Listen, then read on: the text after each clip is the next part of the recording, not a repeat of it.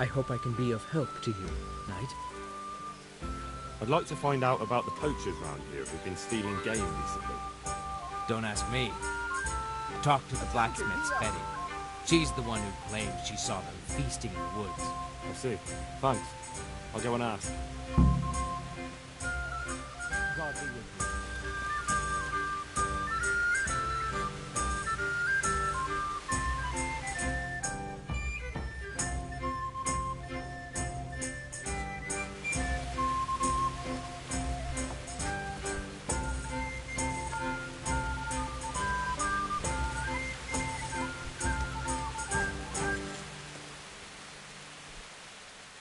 I'm honored that you should come to me.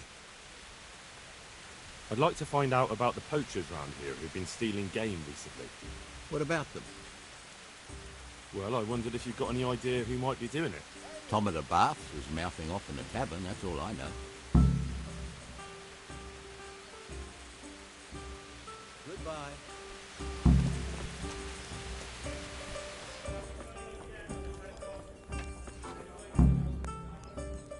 Hey, how'd you get...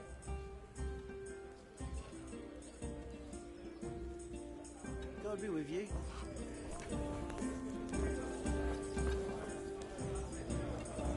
Jesus, what have you been up to? I'd like you to teach me how to be better. Certainly. I want to achieve All right, but it'll cost. Isn't that quite a lot?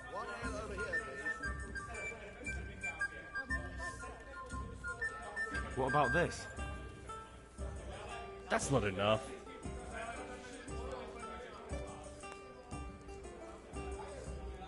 Agreed. Now listen up.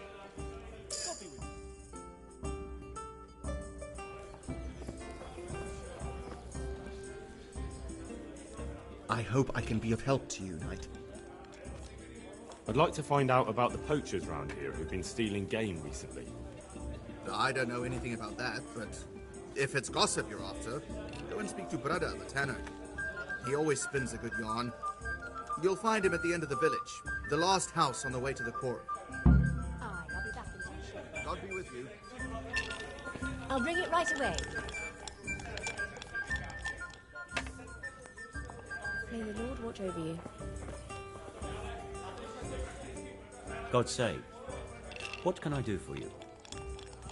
I'd like to find out about the poachers round here who've been stealing game recently. I don't have time for gossip. If that's what you're after, go speak to Elena. You'll find her in the fisherman's hut by the pond. Goodbye.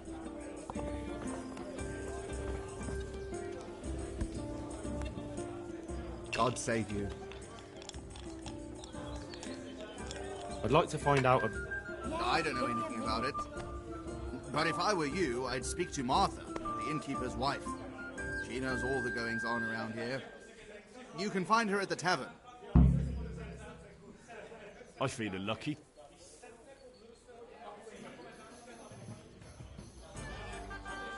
Take care.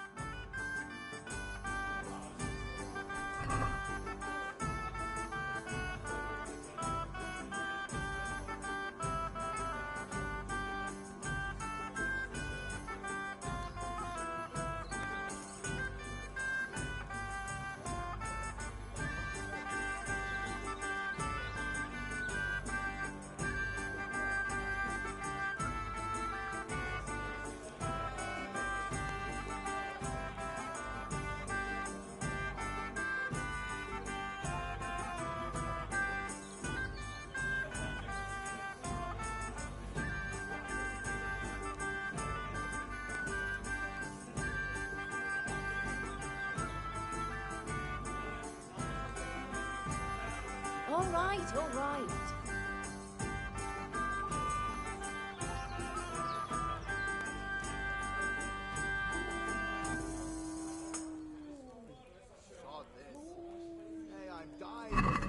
You're a brave soul taking me on.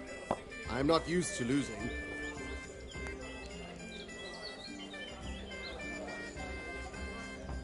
I'll be right back with that.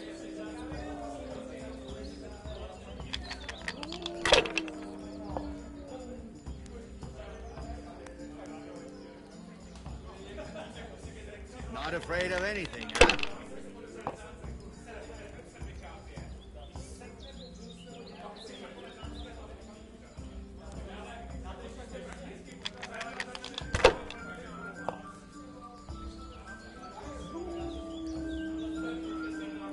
This'll be the one.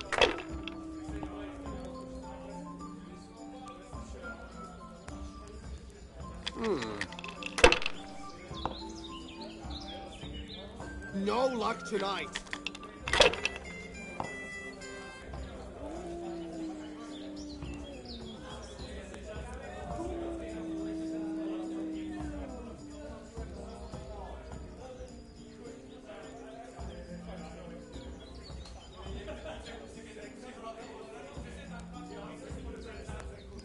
Over here. Curse this. Why did I even start this game?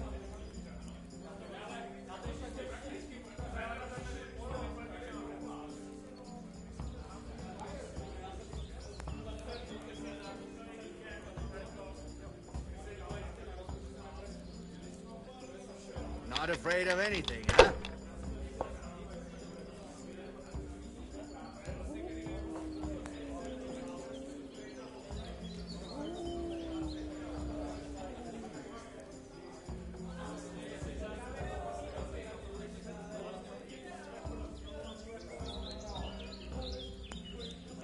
Damn!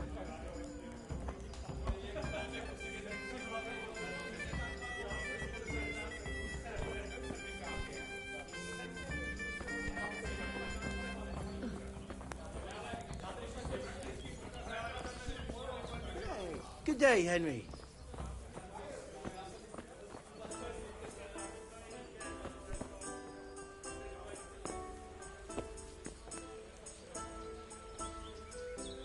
My humble greetings. How may I serve you? I'd like to find out about the poachers round here who've been stealing game recently. What about them? Well, I wondered if you've got any idea who might be doing it. Tom of the Baths was mouthing off in the tavern, that's all I know. Good luck, then.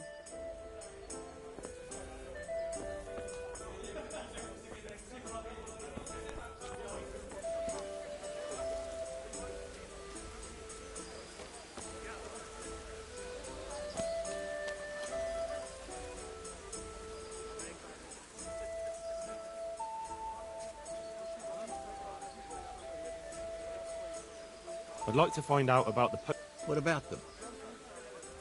Well, I wondered if you've got any idea who might be doing it. Tom of the Baths was mouthing off in the tavern, that's all I know. May the Lord watch over you.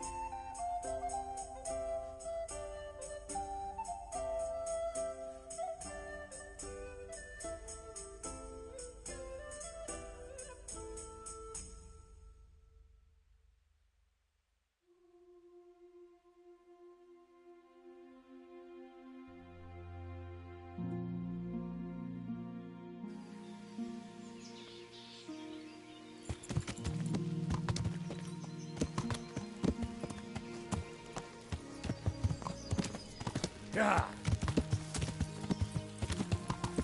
Yeah. Yeah.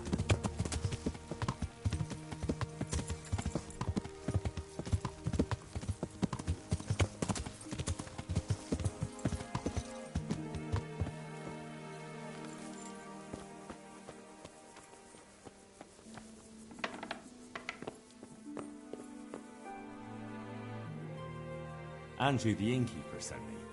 Said you had a job for someone who's good with a bow. Did he now? That's all very well, but I don't know if you're a man I can trust. So how can I prove it to you? For a start, you can tell me why a lad like you wants to join us.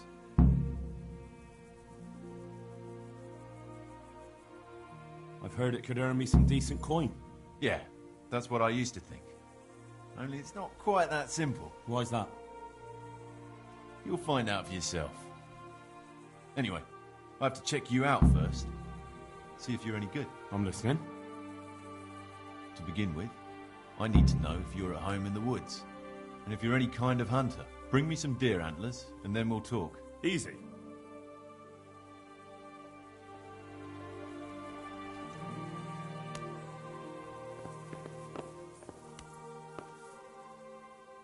I was beginning to worry you'd got lost in the forest. No need to worry. I would have come back sooner, but it seemed a long way to go for just the one. Well, well, so you're keen on hunting. I like that, lad. So give me the trophy, and the first task of your trial is done. The first task? Well, there was only one to begin with, but then I thought you could do something else for us. I see. So what do you want me to do next? Kill a dragon? Catch a water sprite? Hilarious. Better listen up, lad. Nicholas the Huntsman has a very fine old hunting horn. But we'd like Nicholas better without any horns. Understand?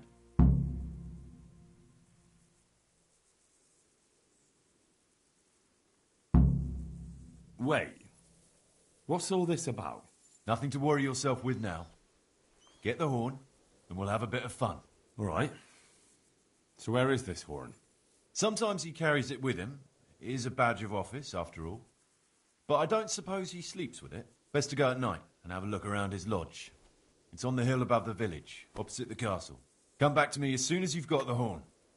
I can't wait to see the look on Nicholas's face. Right. I'll get to it. Glad to hear it. Good luck.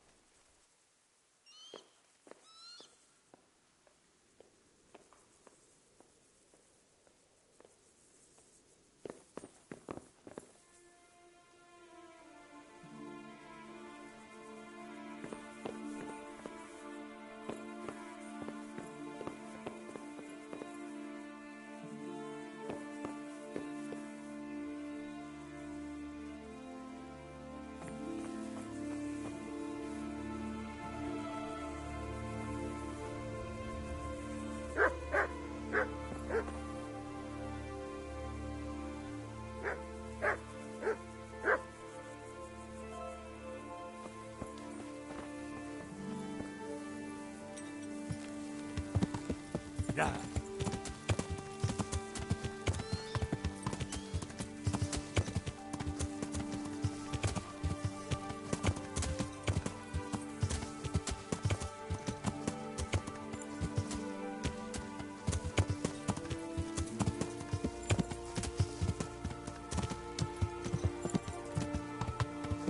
Yeah.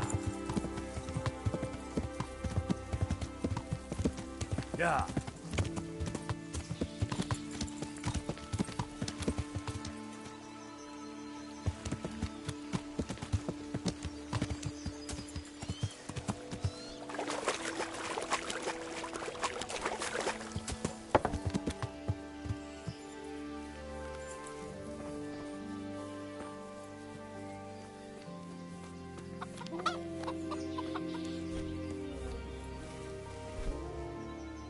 God save, what can I do for you?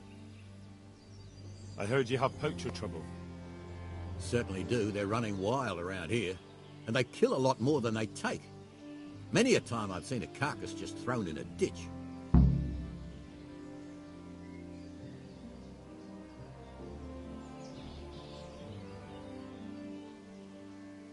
Why would someone just toss their catch in the woods? It doesn't make sense.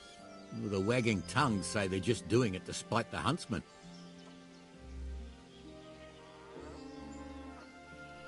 Do you have any idea who the poachers could be? If I knew, the bastards would be strung up by now. Don't tell me you've heard nothing at all. Well, I did hear that Thomas, that fellow who works at the bathhouse, was mouthing off recently, saying he'd go and bag himself some game and lay on a right feast for the village girls. I see. Has anyone seen those poachers with their own eyes? No, just the dead game they leave behind. But blacksmith Betty saw some goings-on in the woods. Goings-on? What's that supposed to mean? Well, that's what she said, and I ain't one to pry. Why would anyone want to take revenge on the huntsman? He's not the best-liked man in the village. We all know that. And then there are those who say Hannikin Hare is back. Who's Hannikin Hare? You're not from around here, are you? The Hare's quite the Talmberg legend. He used to be master huntsman here once, but then he ran off. Why did he run? Well, it just so happens I know the answer to that. Some big important nobleman came to Talmberg around then, and they made a grand occasion of it.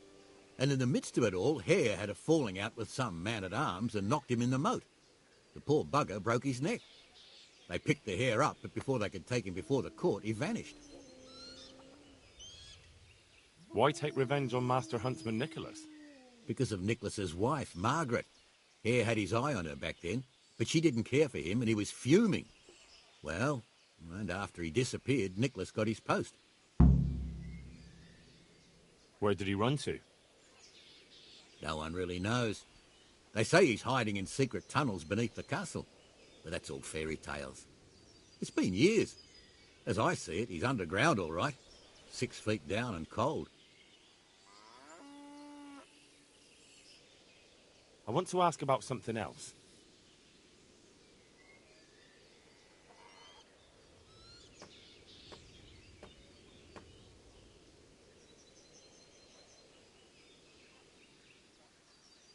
Thanks. That's all I need to know. Take care.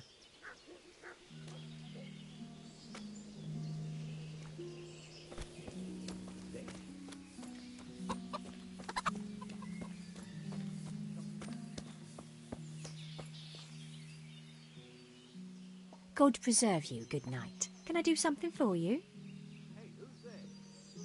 I'd like to find out about the poachers round here who've been stealing game recently. If you ask me, there's some questions best left unanswered.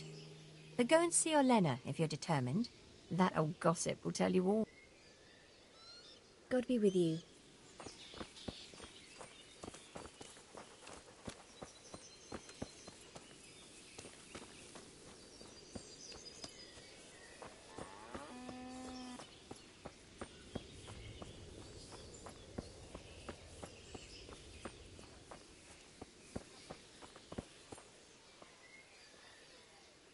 God save.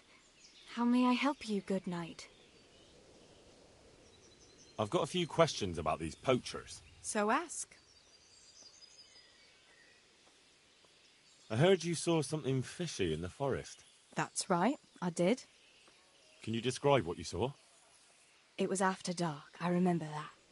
I went up past the castle along by the clearing, and I saw someone had lit a fire. And there were figures singing and dancing, and I could hear the whistling of a pipe. And I could smell roast meat. It was like a feast of some sort. Only I thought maybe it was some witch's Sabbath, so I was afraid to stay too long in case they saw me. Did you recognize anyone there? Someone from the village, maybe? No. Like I said, it was dark. All I could see was shadowy figures moving around. Did you hear any familiar voices? No. But I heard girls' laughter, goblets clinking, a piper playing. It sounded just like any feast. Where is the clearing? A short walk north of the castle. There's a track past the woodcutter's camp that takes you there. Thanks. What do you make of this poaching that's been going on? It's clear as day. Hannikin Hare's back. And putting those antlers on Nicholas's house? Well, we all know what that means, don't we? It's the sign of a cuckold, you mark my words. You mean to say his wife's cheating on him? All I'm saying is she might be feeling the urge. It happens in the best of families. Well, you're the first who's certain of Hare's return. So far, I've just heard vague rumours. Well, now, I wouldn't say I'm completely sure. I suppose some other mischief maker could have done it, but better the devil you know. And everyone hereabouts knows Hare.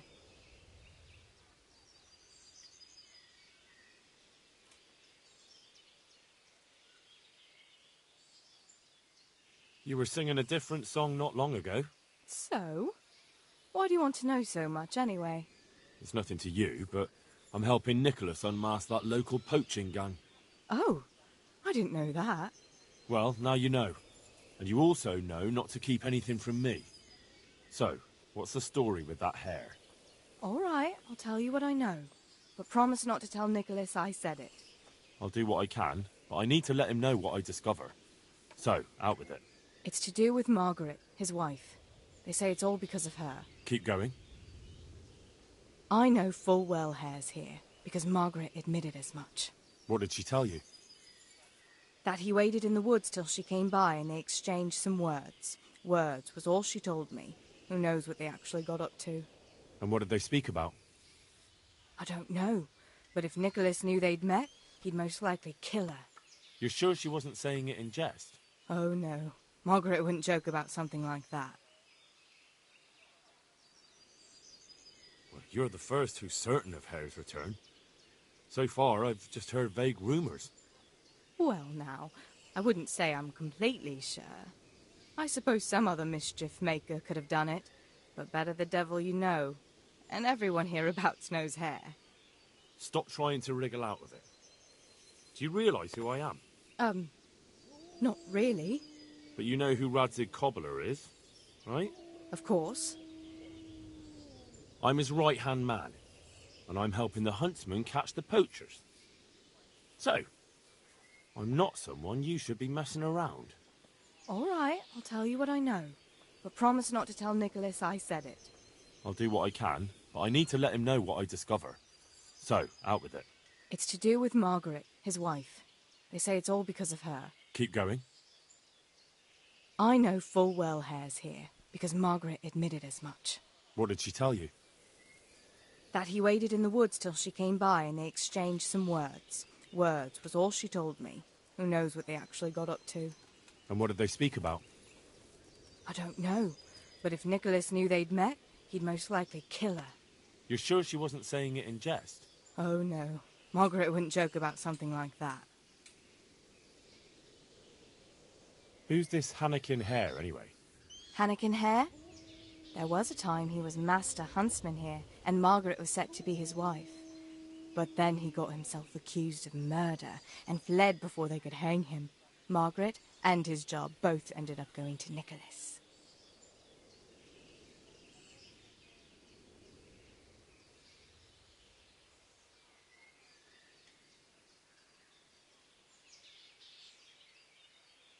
So what's the story between Hare and Margaret? It was complicated. He wanted her and she wanted him too, I reckon. At least for a while. But then she hitched up with Nicholas and now she says she never had a thought of wedding Hannekin Hare.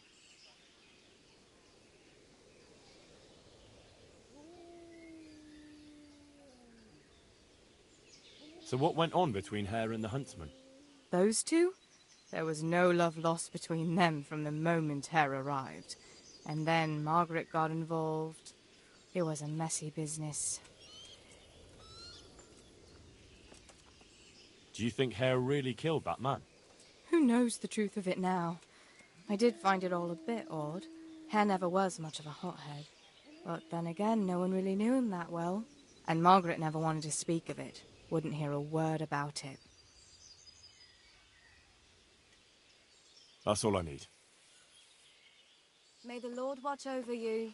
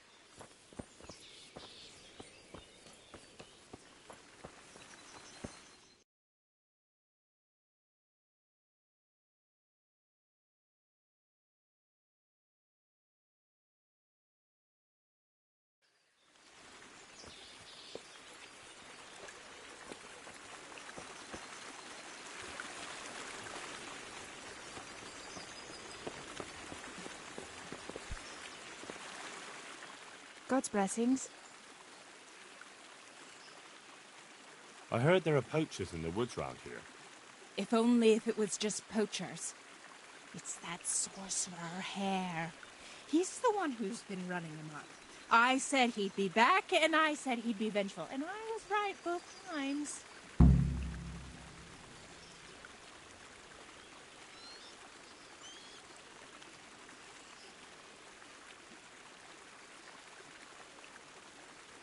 Tell me something about Hannikin Hare. Ah, that was all years ago. He turned up here one day. No one rightly knew where from. He claimed up at the castle to be a nobleman's son, and so he got the office of Master Huntsman, and Margaret was promised him for his wife. Nobody could have known he was a sorcerer.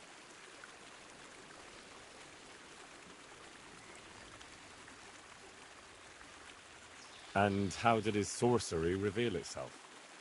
Well, he was able to vanish into thin air in the forest right in front of folk. And I've heard it said he spoke to animals, too, though I don't know the truth of it. Well, doesn't sound very convincing to me. That's because you've not seen his marksmanship. It was natural, the things he could do with that bow of his. They say he sold his soul for the gift of it. I see.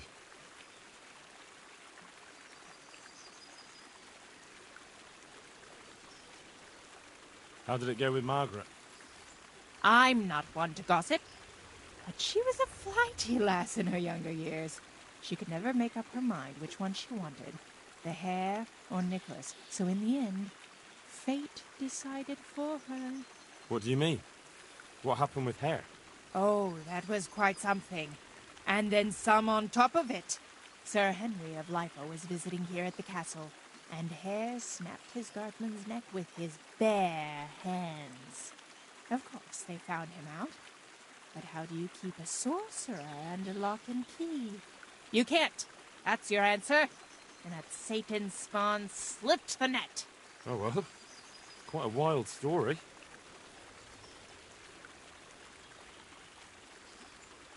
Any idea why he murdered the man? No one knows, and most likely never will. But they say he was fully in the devil's power. There was a full moon, you see.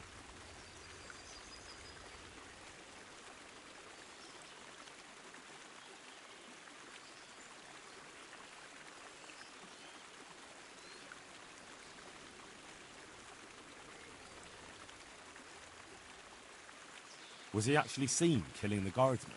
I suppose so. Else they'd hardly know who did it, would they? That's probably true.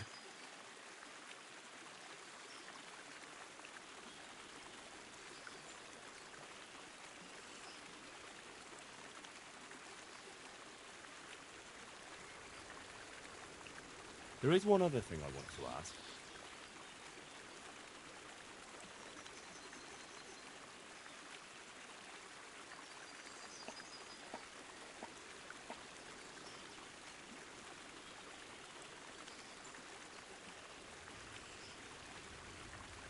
Tell me something about Hannikin Hare. Ah, that was all years ago. He turned up here one day. No one rightly knew where from. He claimed up at the castle to be a nobleman's son, and so he got the office of Master Huntsman, and Margaret was promised him for his wife. Nobody could have known he was a sorcerer.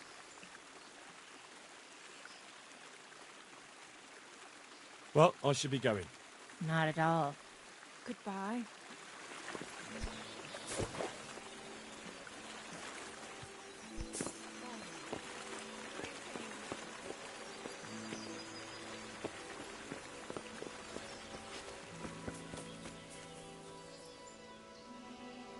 My pleasure. Good God! I'd like to find out about the poachers round here who've been stealing game recently. If you ask me, there's some questions best left unanswered.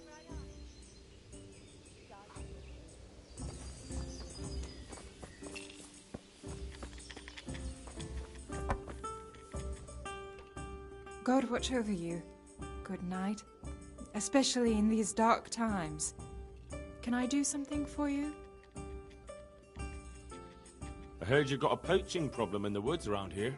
In the woods and out of them. Not long back, the bastards hung a deer's head on the huntsman's house. That's pretty brazen of them. Certainly is. Word around the village is that someone wants to shame him till he squirms. Putting a deer's head on the huntsman's house sounds pretty risky. Why would anyone do that? Maybe they want to show that Huntsman Nicholas is no match for them. And they're not wrong. He isn't the man he should be.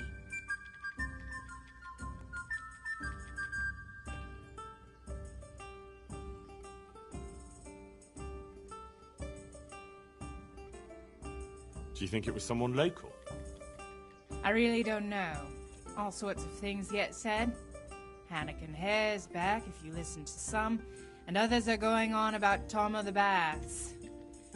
They swear blind he's got his fingers in it. And what about you? It could be anyone. There's more than one that has it in for Nicholas. And who knows what the neighbors get up to by night. What's so suspicious about this Thomas?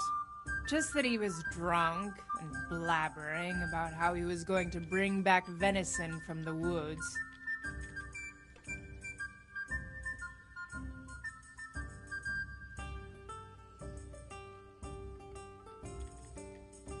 Tell me something about Hannikin Hare.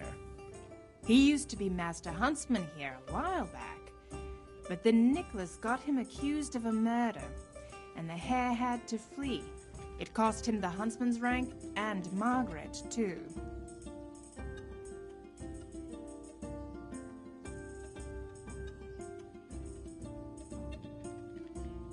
What happened between Hare and Nicholas, anyway? Those two didn't get on from the start. And then that business with Margaret really set them at each other's throats. But it all came to a head about 15 years back when Sir Henry of Lipa came to visit. Sir Hanish's father? Just so. There was a banquet at the castle in his honor, and in the morning they found one of Sir Henry's men-at-arms in the ditch with his neck broken. Well, Nicholas made sure the blame fell on Hannikin Hare. And what happened to Hare? That's just it. No one rightly knows. They put him in the dungeon, but when Sir Henry's men came for him the next morning, he was gone. No one knows what became of him.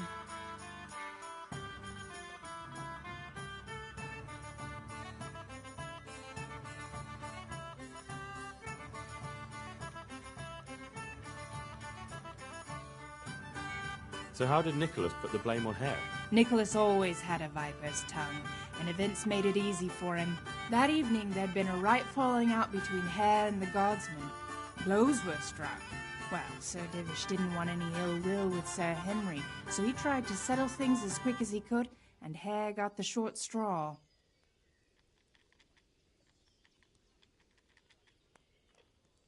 What was going on with Margaret? Her father promised her to Hannikin, because they seemed a good match. But Nicholas couldn't stomach that, so he did what he did. I want to ask about something. Tell me something about Hannikin Hare. He used to be Master Huntsman here a while back, but then Nicholas got him accused of a murder, and the hare had to flee. It cost him the huntsman's rank and Margaret, too.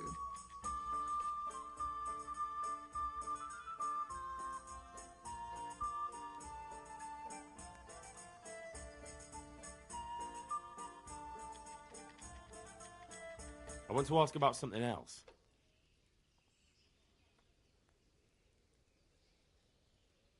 So why do people think Tom of the Baths is involved? Ah, that's just nonsense. He was bragging in the tavern that he'd put on a venison feast for the village girls. Deer for the deers. Did he? I doubt it. He's all mouth and no trousers. But if you want to know more, ask my husband, the innkeeper. I wasn't here that evening. Oh. Good luck, then.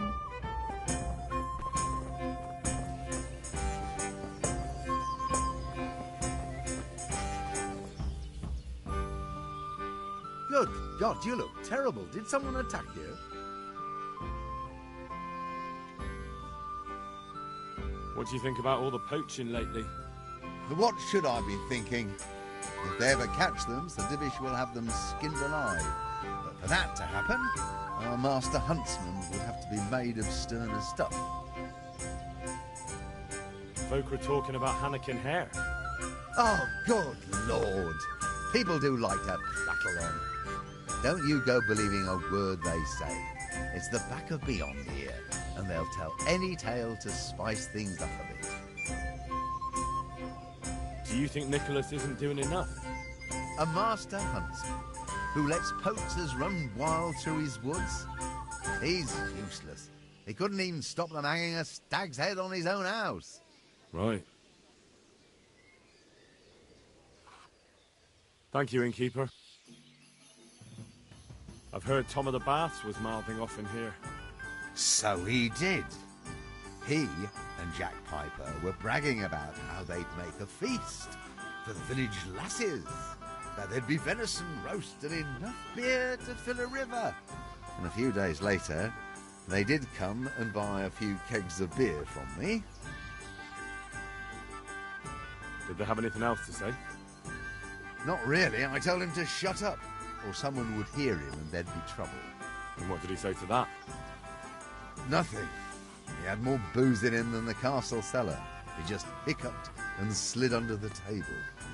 Piper took him off after that, thank God. Do you suppose he meant it? Hardly. He's nothing but a braggart. All right, I'd best ask him myself. Feel free to ask, but don't believe half what he says.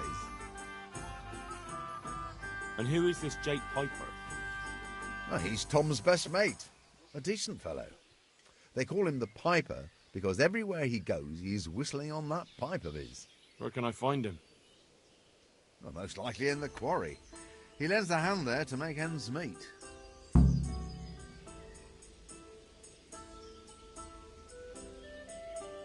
Do you think Nicholas... A master? Right. Thank you, innkeeper. How are the Talmberg folk getting on? Is it peaceful here? Things here are not too bad at all. May the Lord watch over you.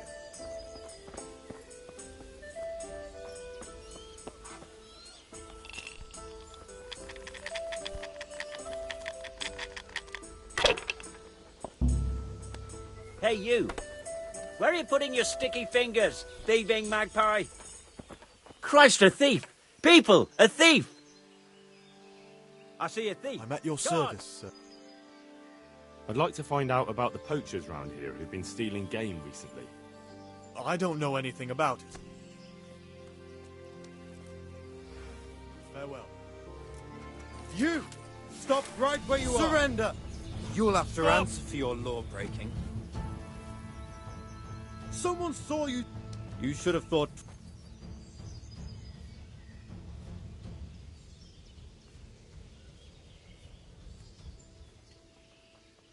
I won't put up with any more of this. Keep it up, and you'll rue the day you crossed me. But I was just... You misunderstood me. Sorry. You can go.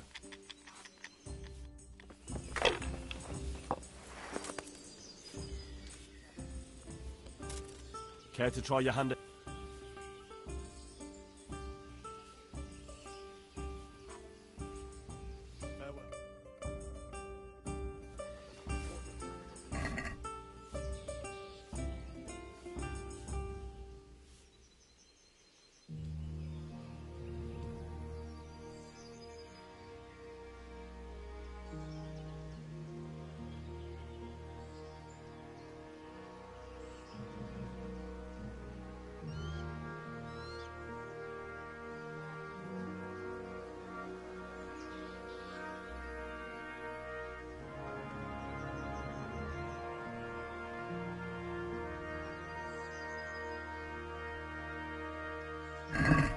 Why, oh why did I ever agree to this? I'll lose my shirt again.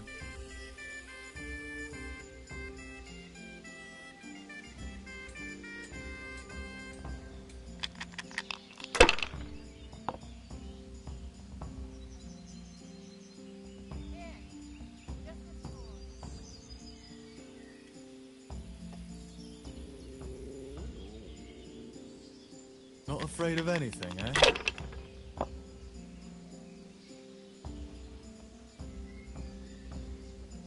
Use your head, man. You'll lose everything.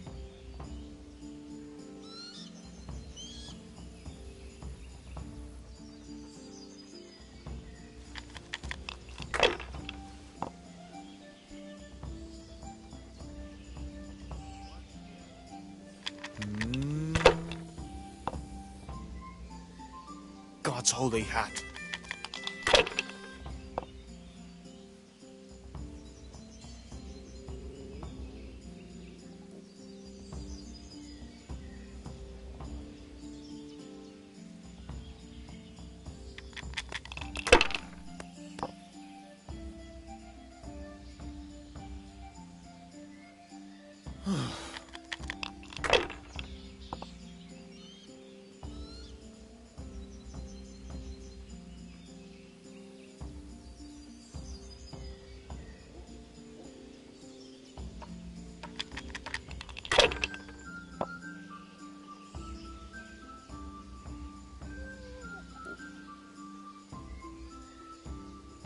Finished.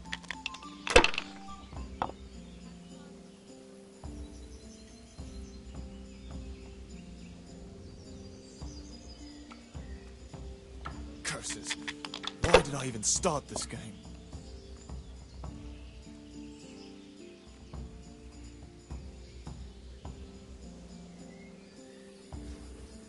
Use your head, man. You'll lose everything.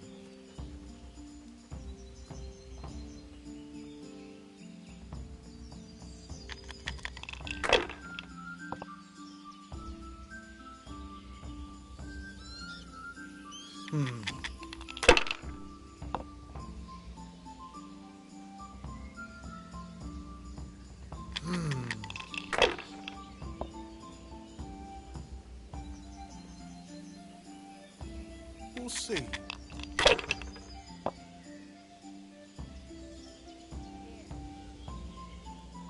No point in pushing it.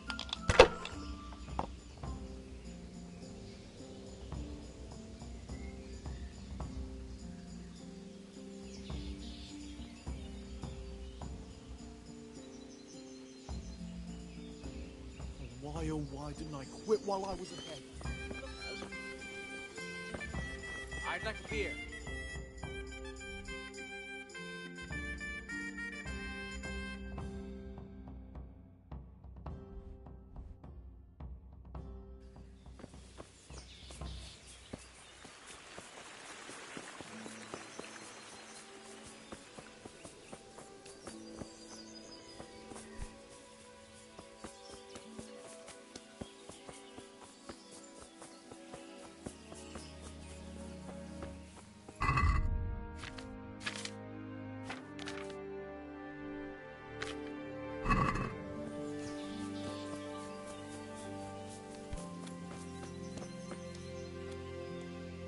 God be with you.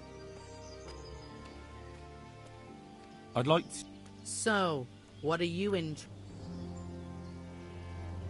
A bit of everything. Heal my wounds, have a proper bath. Oh, and my garments are in need of laundering. I'm sure you'll be... Goodbye.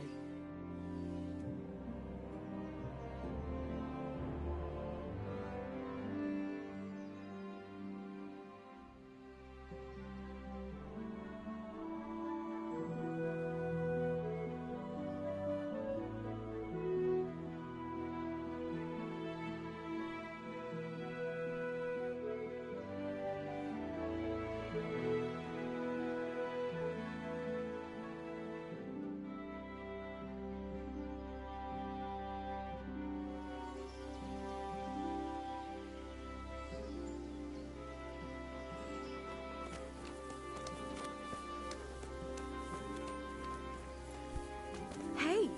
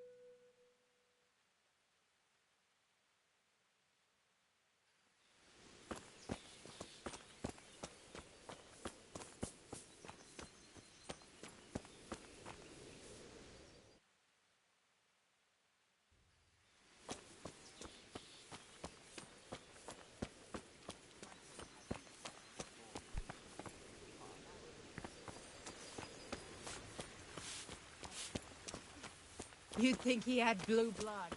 What is it this time? Look. God save you, good knight. What can I do for you? I need to ask you something about the poachers. What? Me? Why me, for Christ's sake? They say you were mouthing off in the tavern. We'd all had a few ales. You know what it's like. The tales get taller. So you didn't go poaching with Thomas? My God, no. That would never even cross our minds. Thomas is a bit wild, but I have some sense, at least. Some folk had themselves a feast in the woods recently, and the people who passed by told me they heard a piper playing. You weren't by any chance there, were you? I was. I don't deny it. But nothing disreputable went on there.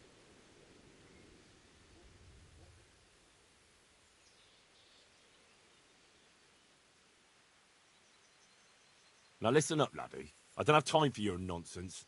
This whole escapade stinks of poaching a mile off. So you better start talking. But I'm not a poacher. I didn't ask you that. I asked what you know about it. Well, the thing is, if I did know something and told you, the word might get round that I'm a snitch. If you don't talk, the word might get round that you've got broken legs. Understand? All right. Yes. There was venison being eaten, but I didn't bring it. Thomas brought that there. So all that bragging when he was drunk was more than just hot air? I don't know where the deer came from. After what happened in the tavern, Tom took me to the forest, to this hide there. But I was too worried someone would catch us, and I took off. You did yourself a favour. Thomas isn't going to get away with this.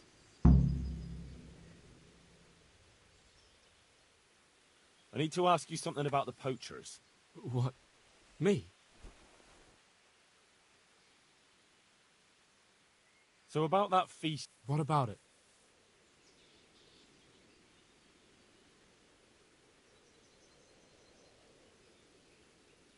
If you're innocent, lying... I don't know what you want from me. Nothing wrong went on in that clearing, and I certainly don't go poaching in the woods. But you do know something about it, and you're keeping it from me. Covering up for a friend, is that it? Very well. Loyalty is a fine thing, but once they discover who did it, then it'll be too late. You'll be right in over your head, with him. But I haven't done anything.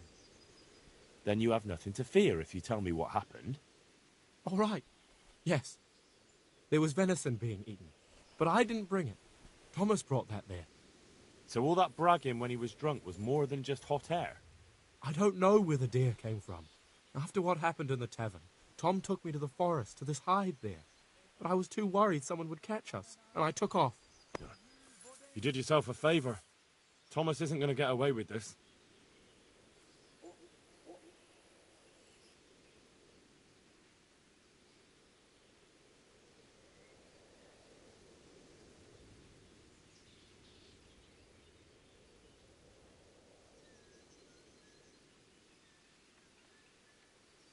I need to ask you something about the poachers.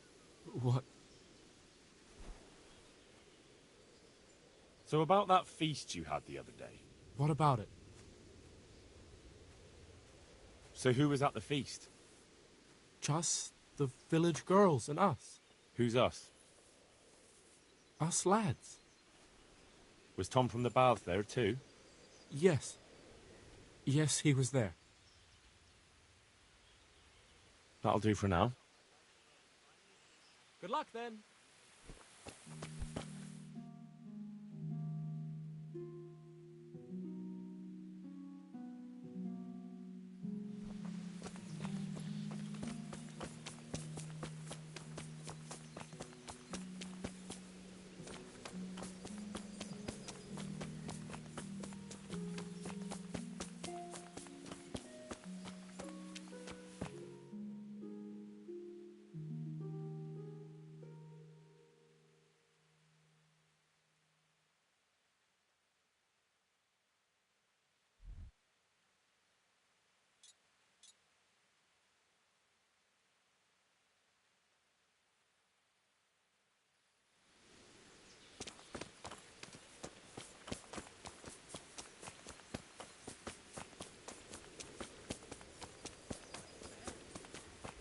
wife that flew into a rage.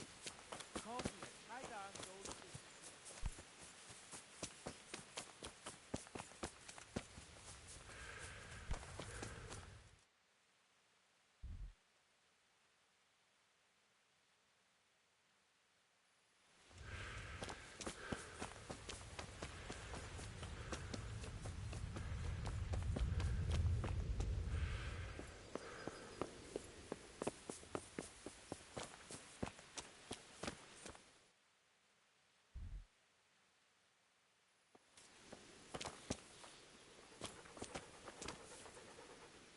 My respects to you. I hear there's been trouble with poachers recently. I don't have time to talk to strangers. Good day to you. God be with you. I'm here to find out about the poachers gang, and I need to ask a few questions. Well, ask away. I don't have all day. I heard you were yelling in the tavern that you were off to hunt some venison. Look here. I don't know who you are, but you should watch your mouth. I will, don't you worry. So what happened then? What? Nothing. It was just the beer talking. I got pissed and started spouting shit. Didn't mean a word of it. Maybe not. That remains to be seen.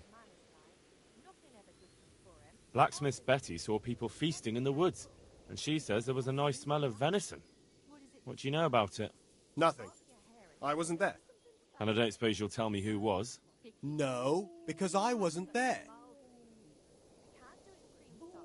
Jake Piper reckons you were at that feast. I wasn't. So you're calling Jake a liar? I don't give a toss about Jake or whatever's buzzing around that empty head of his. He probably got so drunk he had visions of me there. It's all about the seasoning.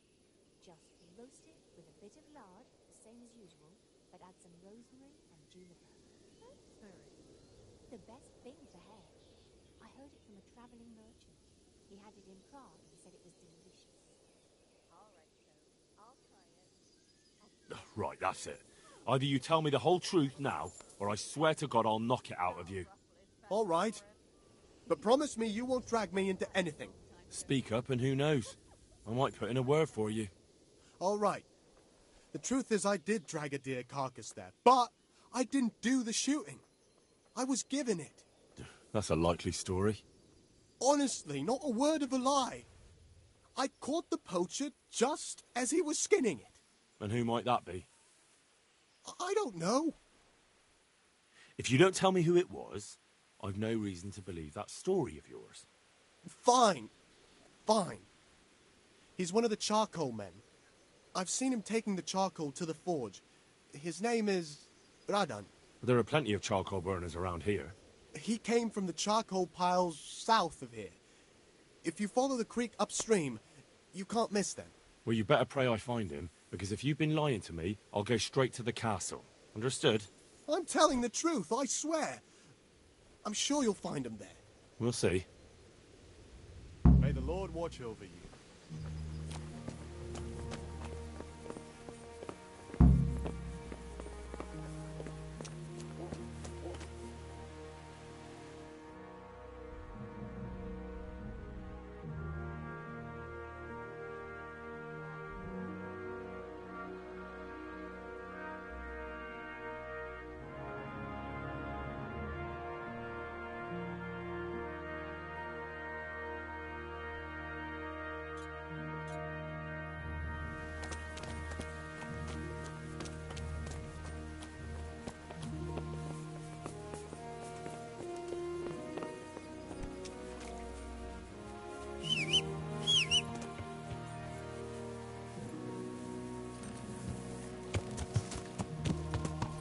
Yeah.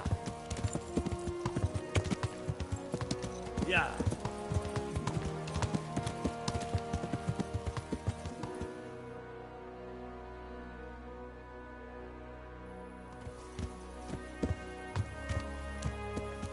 Yeah. Yeah.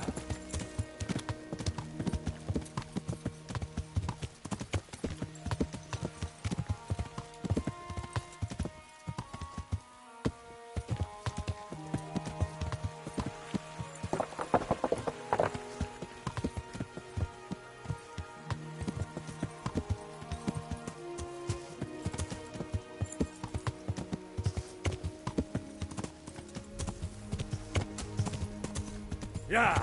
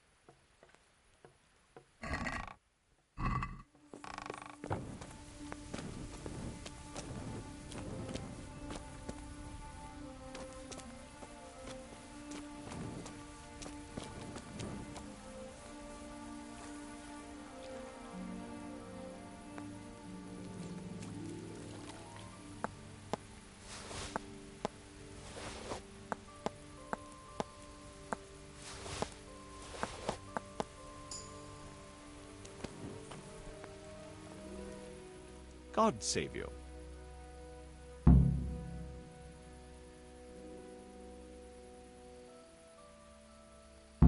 I've been hearing some quite wild stories about hair. People do prattle on. It happened a long time ago, and I've heard some crazy tales myself. And what's your version of what happened? Hare was a stuck-up knob. He came here with nothing to show but his bare arse. But he thought he could have anything he pointed at. All because he was of noble stock. Whatever became of him? Oh, you must have heard.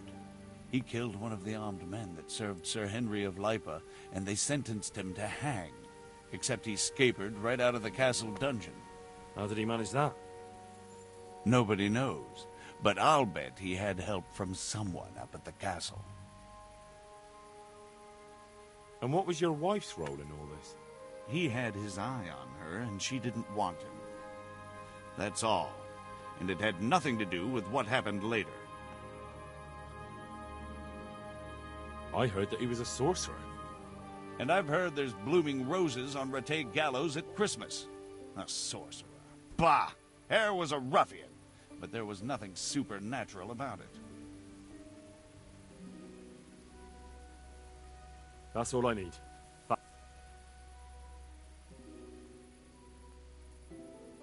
Good luck to you.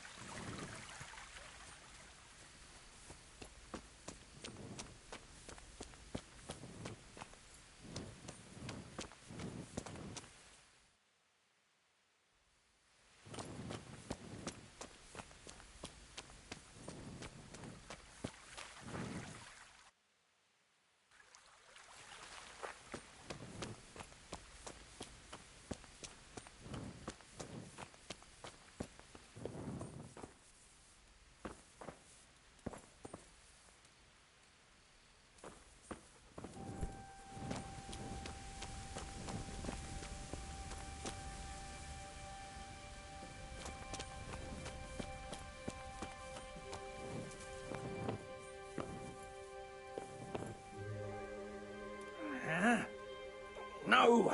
Clear off! Let me sleep!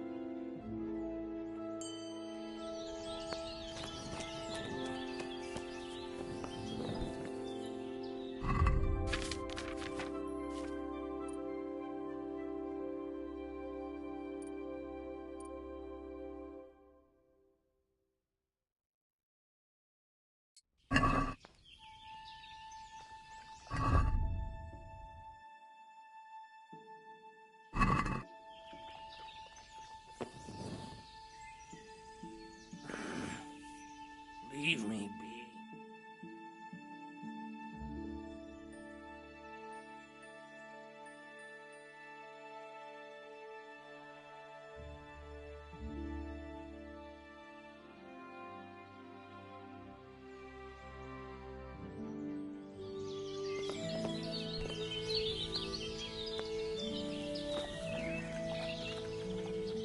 God grant you health. How may I help you? A fellow from Talmberg claims he saw you poaching. What do you have to say about that? Can you hear me?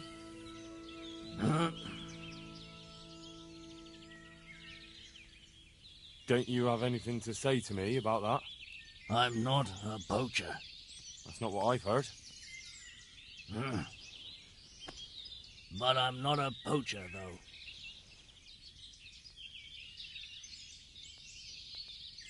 Stop trying to wriggle out of it. I know very well you're a poacher. What? No, I think you can trick me by playing dumb, do you? Forget it. I'll be taking you to Talmberg, and the executioner will soon have you singing. To the castle. I don't want to go there. So, out with it. They only take me along from time to time. All right. But you know where I can find them, don't you? Aye. And where is that? The clearing. They meet in a clearing. They camp there. And where is the clearing? A short walk from here. Oh, Lord. A short walk where? Do you know how many clearings there are in these woods? No. Sorry, I don't know. Oh, my God. Where is the clearing they camp in? How do I get there? Along the trail. From the huntsman's lodge. Go into the wood by the big broken tree. Eastward. Very well. I hope I can find it. God be with you.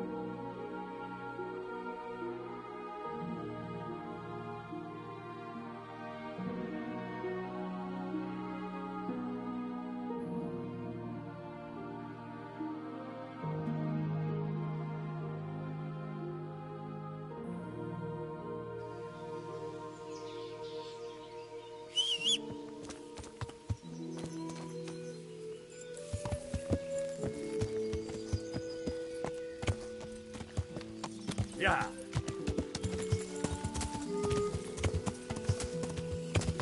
Yeah.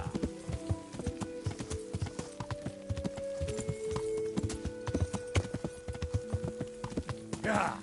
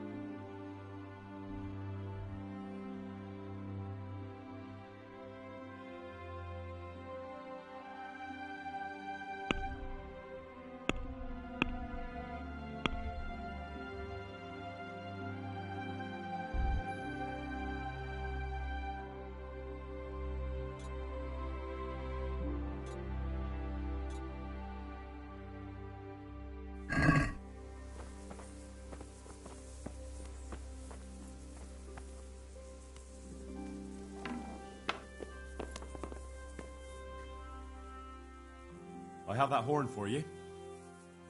I'm looking forward to seeing the smile wiped off Nicholas's face when he finds out.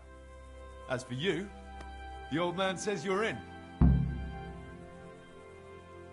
Last time you told me that if I brought the horn, you'd finally tell me what's going on. Let's put it this way. Our old man's had it in for Master Huntsman Nicholas for years. Why does he have it in for him? There's more than one reason. But the heart of it is, Nicholas lied under oath and almost got him hanged. That's a fair enough reason. You're telling me.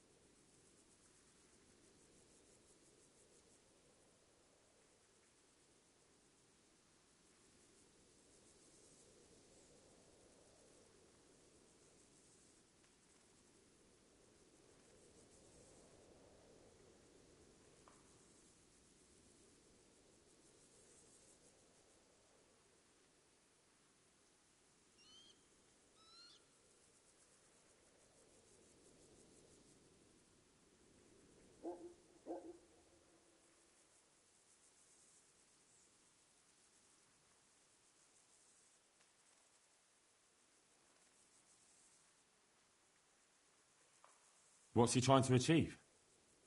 If you want to know, ask around the village what they think of the Master Huntsman. The old man is making a bigger and bigger fool of him day by day. Soon enough, the gossip will reach the ears of Sir Divish himself. And that's just what the old man wants.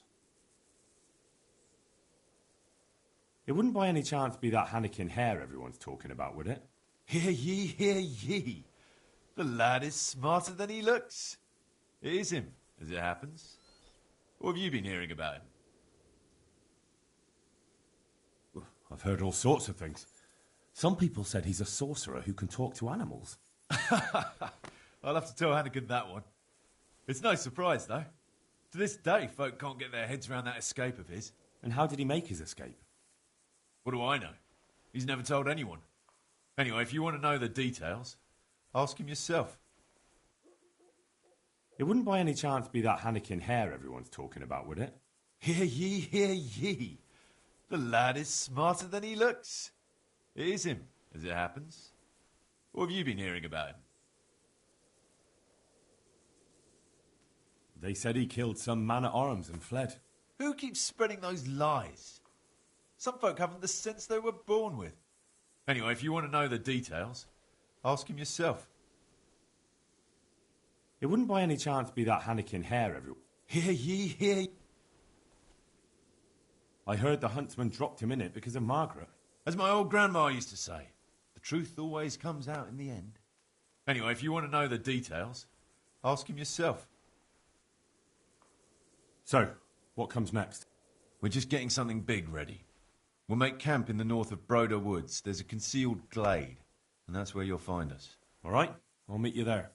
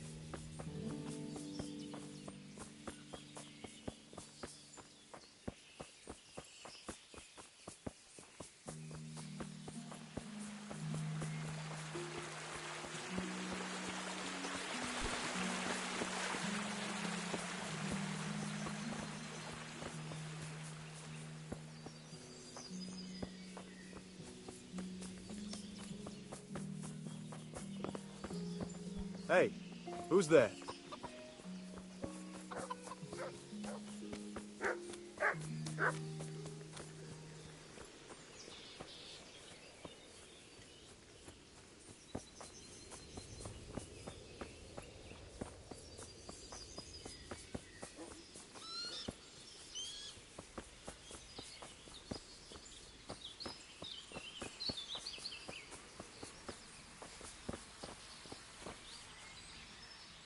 Good morning.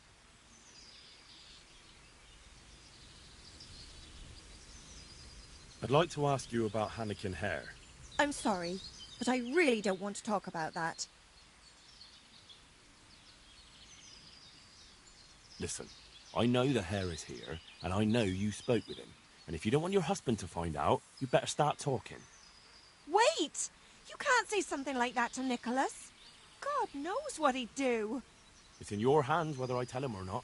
All right, all right. What do you want to know? How were things between you and Hare back then? There was nothing between us. Hannikin Hare impressed my father with all his talk of noble blood.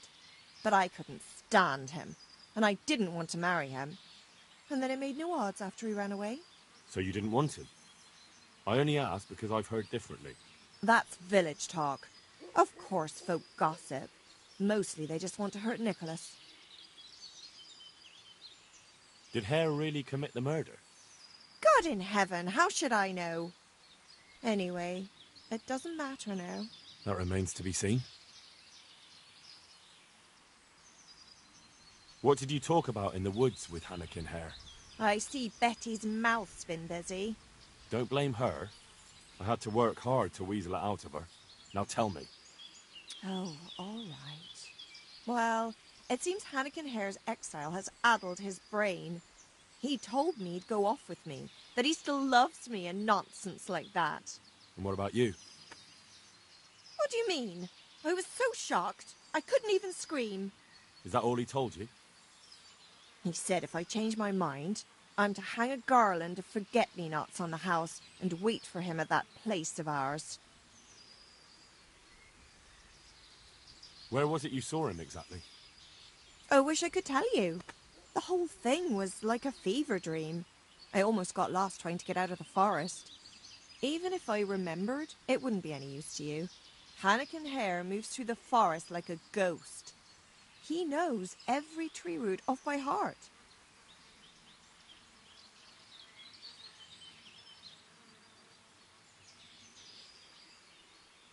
I want you to hang that garland on the lodge. But I don't want to go anywhere with him. You don't have to go anywhere. But tell me, where's that secret meeting place of yours? On the way to Ujits. Back then, we used to meet by the great big beech tree, right next to the wayside shrine. There's a lovely view there, you see. And what time will he be waiting there for you? At dawn. What are you going to do to Hare? Never you mind. The main thing is it will all get sorted out. And that's all that matters, isn't it? I suppose so. Very well, then. I'll hang the garland for you.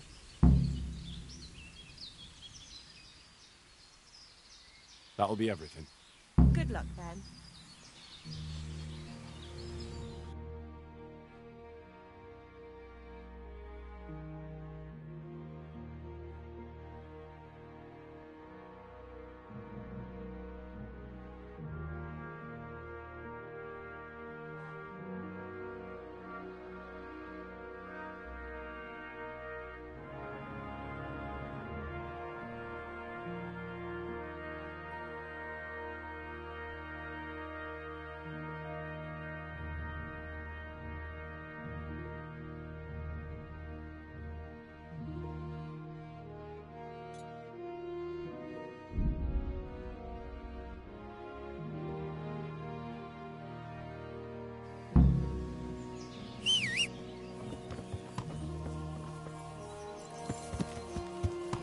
Yeah.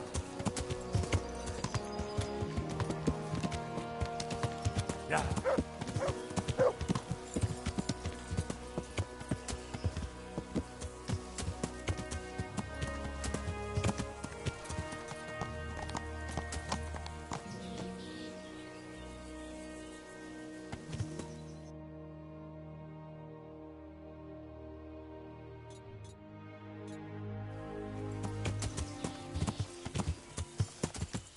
Yeah.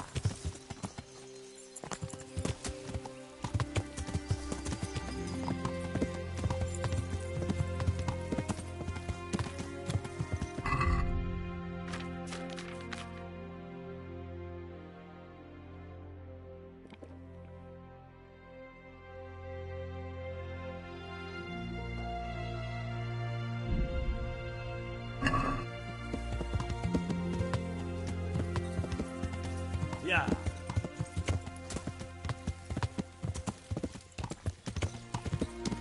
Yeah.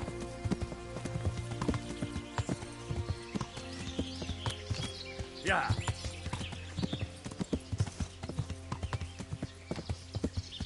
Yeah.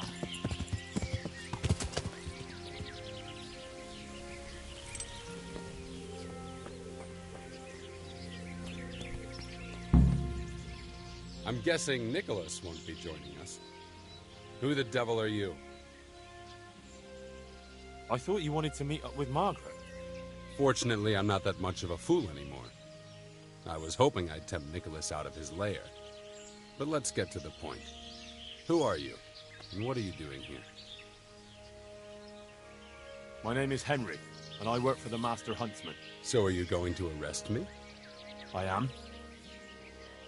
All I ask is that you listen to me first. Why should I listen to you?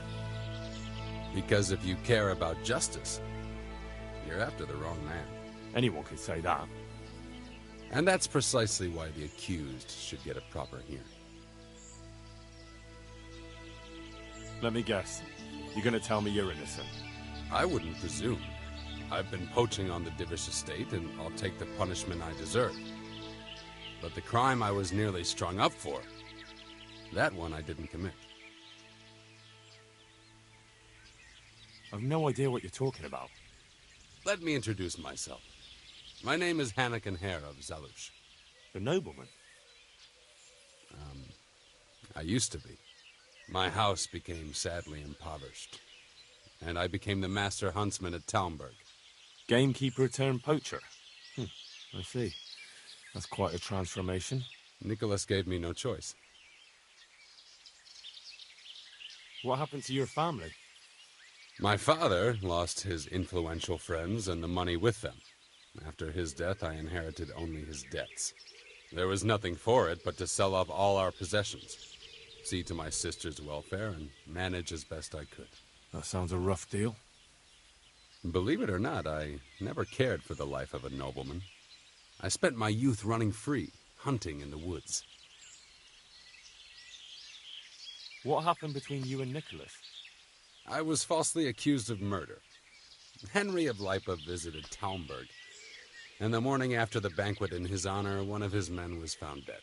And didn't they have any cause to suspect you? That's just it. They did. At the banquet, I got into a fight with the man.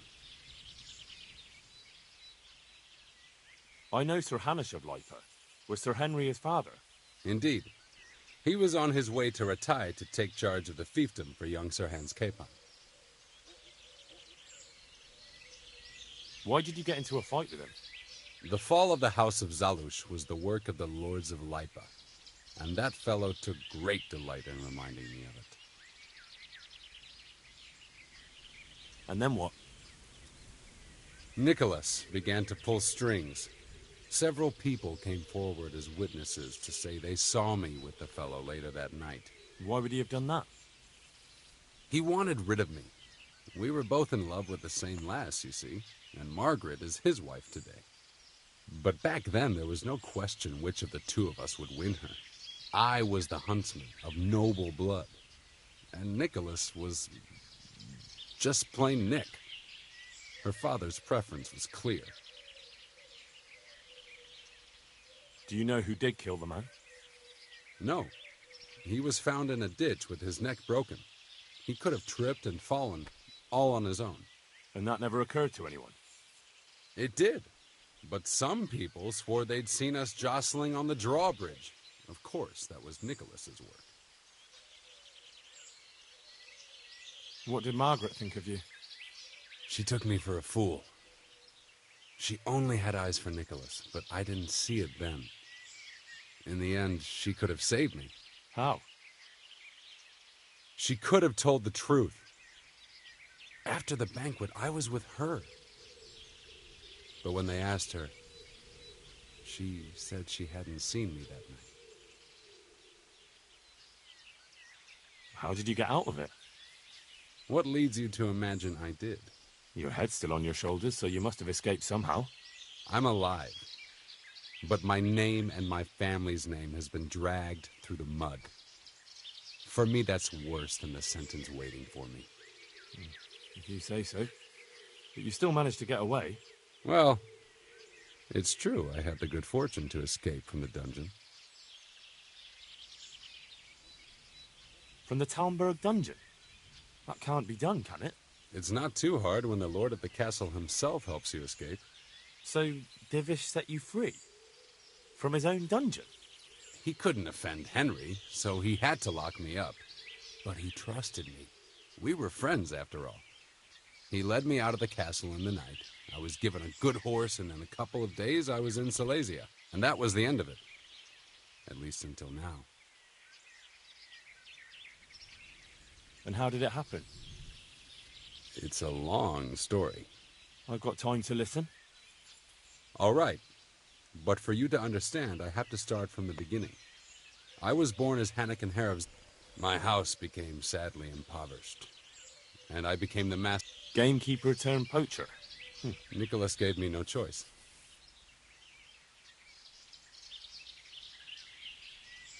What happened between you and Nicholas? I was falsely accused of murder. Henry of Lipa visited Talmberg. And the morning after the banquet in his honor, one of his men was found. And didn't they have any cause to suspect you? That's just it. They did. At the banquet, I got into a fight with the man. And then what? Nicholas began to pull strings. Several people came forward as witnesses to say they saw me with the fellow later that night. Why would he have done that? He wanted rid of me. We were both in love with the same lass, you see, and Margaret is his wife today. How did you get out of it? What leads you to imagine... Your head's still on your shoulder. I'm alive. You... Well... An interesting story. I can't complain of boredom. The question is, will anyone believe me?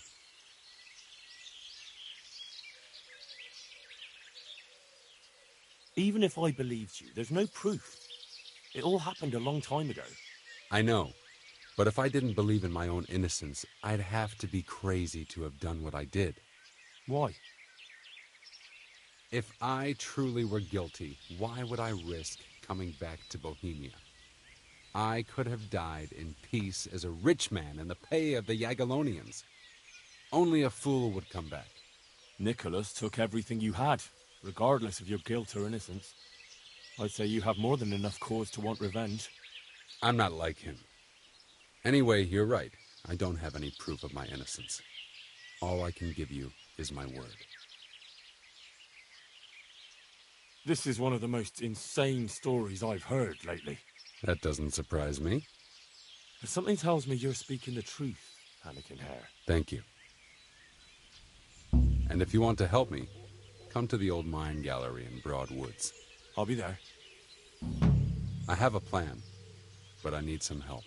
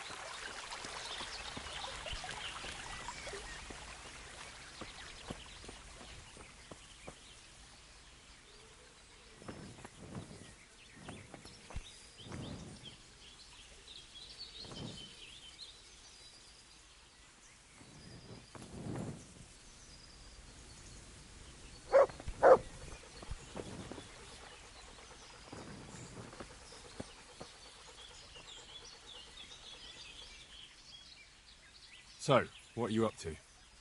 Working out how to get Nicholas's confession. And how would you do that exactly? Simple. I'll have him sign it. I've had the priest in Janowitz write me up a parchment. When Nicholas signs it, he'll admit to everything written down there. How do you want to force him to do that? He won't have a choice, or rather he will have, between his wife Margaret and the job of huntsman. I'm not following this at all. It's plain enough. We'll kidnap Margaret. That's to say, you'll kidnap Margaret while I distract Nicholas. If he wants to see her again, he won't have any choice.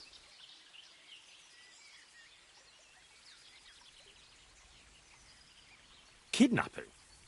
That doesn't seem like much of a way to clear your name. No. Take a look around you, Henry. Sigismund kidnapped Wenceslas, his own brother. And Divish was abducted by Medek of Waldeck. True, but Sigismund and Medek kidnapped the men they wanted to bargain with. You're thinking of taking a man's wife who's done nothing to deserve it. And what of it? Those others did it for money or power. I'm doing it to redeem my honor. And since you mentioned Margaret, she's not all that innocent. I could have swung because of her. But that confession's just a scrap of parchment with writing on it. What will happen to him after that? That scrap of parchment is for Sir Divish and the provincial court. But we'll be generous to Nicholas and let him leave in peace before we deliver the confession to Talmberg. So Nicholas will go free, and you'll clear your name? Hopefully. So what do I need to do? That horn you picked up from Nicholas should help us. I'm sure Nicholas will recognize its sound from quite far off. I'll lure him out of the lodge at dawn. And I'm meant to kidnap his wife while he's gone? Of course it would be best if she went with you voluntarily, but if not, you'll just have to drag her with you. I think I'm going to enjoy it. Don't get too excited. Margaret isn't to be harmed. Understand? Of course. When you get her, bring her here. Then we can decide what's next. All right. Don't forget, tomorrow at dawn.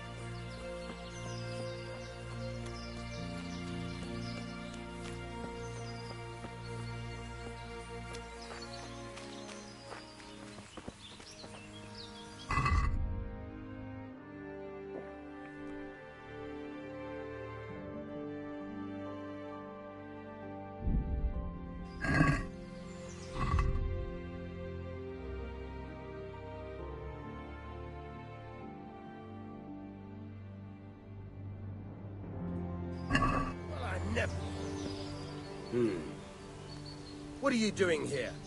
Get lost, or you'll have me to reckon with.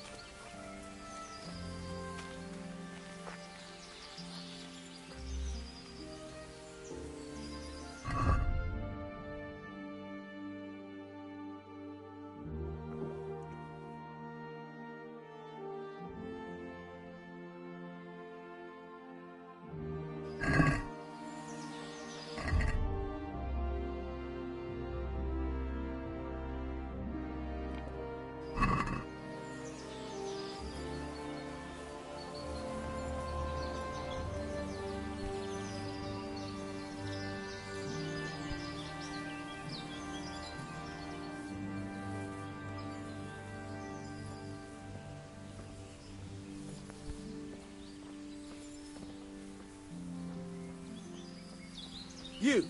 What the hell are you fooling around here for? Be off right now, or I'll fucking see you off.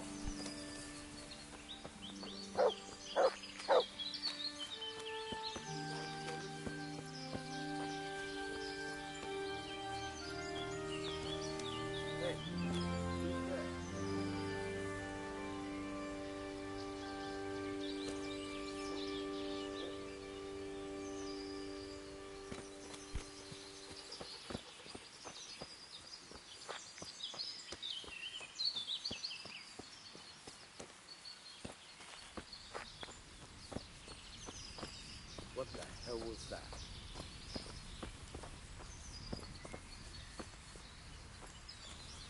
You! What the hell are you fooling around here for? Be off right now, or I'll fucking see you off.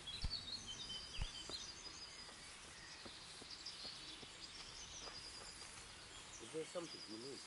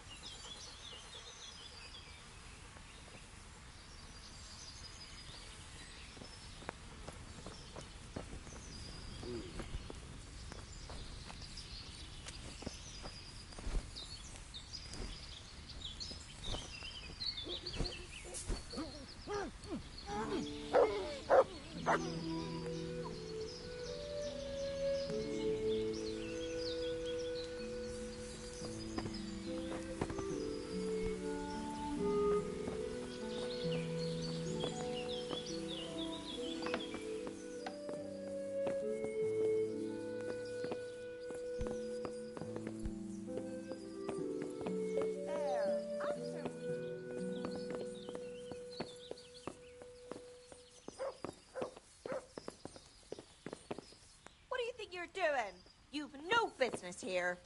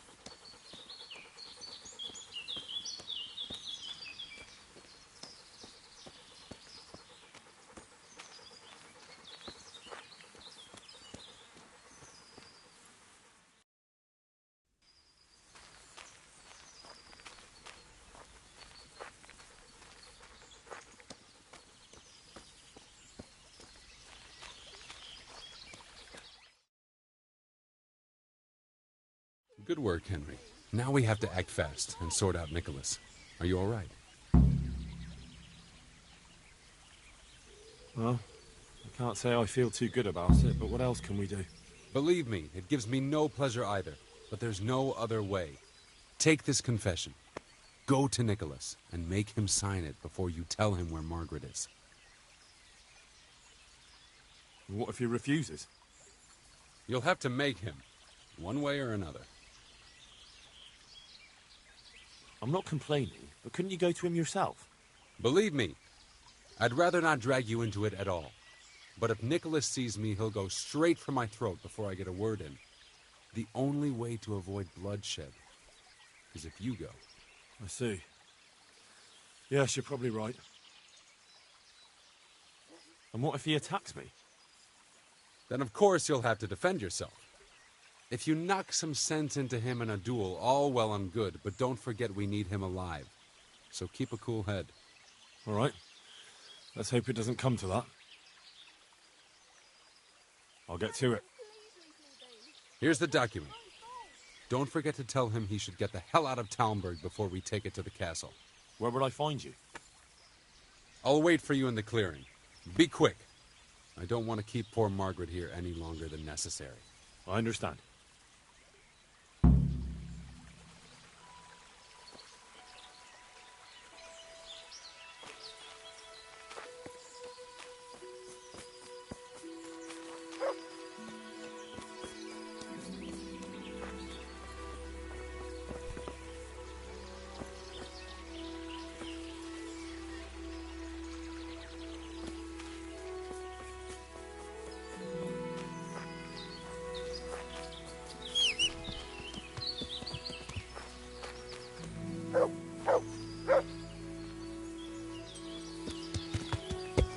Yeah.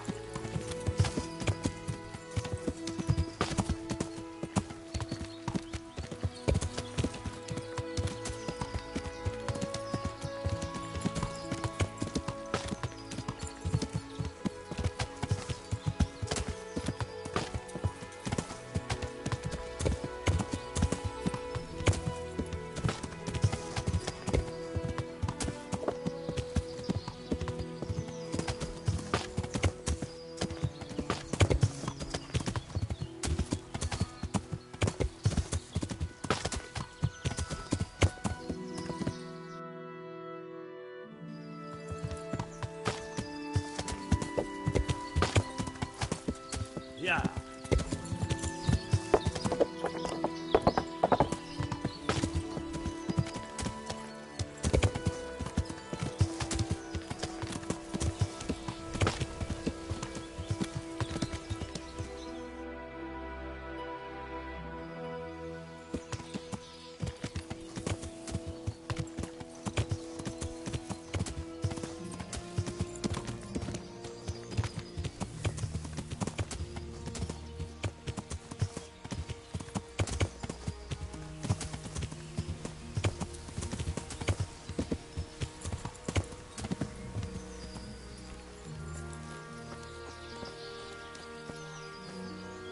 Have you seen my wife, Margaret?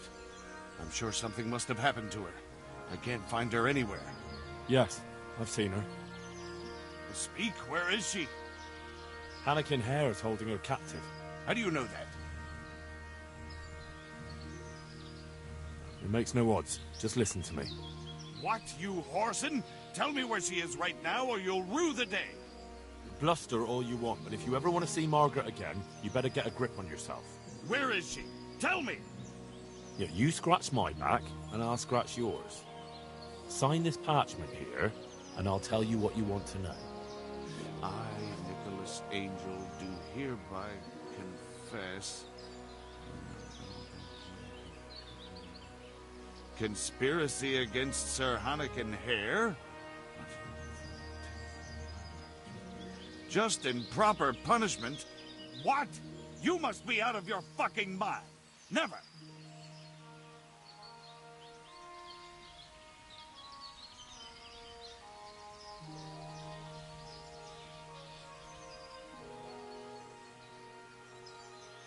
Have you no honor at all?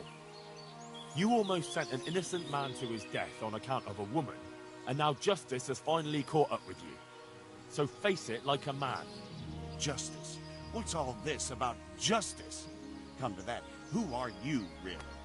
Why, you probably weren't even a glint in your father's eye when it all happened, and you want to judge me? Merciful justice.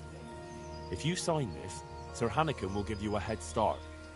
You and your wife can be long gone before Divish learns what you did. I take it there's no other option. None. But the deal could have been far worse. You can trade your good name for a happy life with your wife. There. Now tell me where my wife is. There's an old mine gallery, a little to the south of here. Margaret is in there, alive and well. I certainly hope so.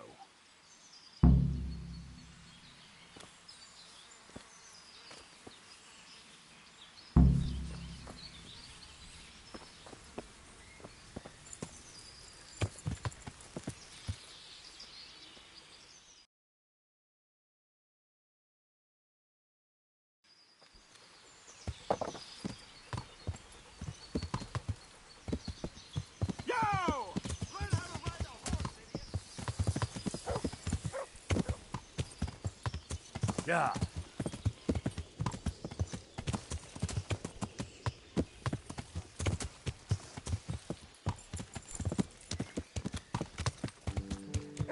Yeah. Hey.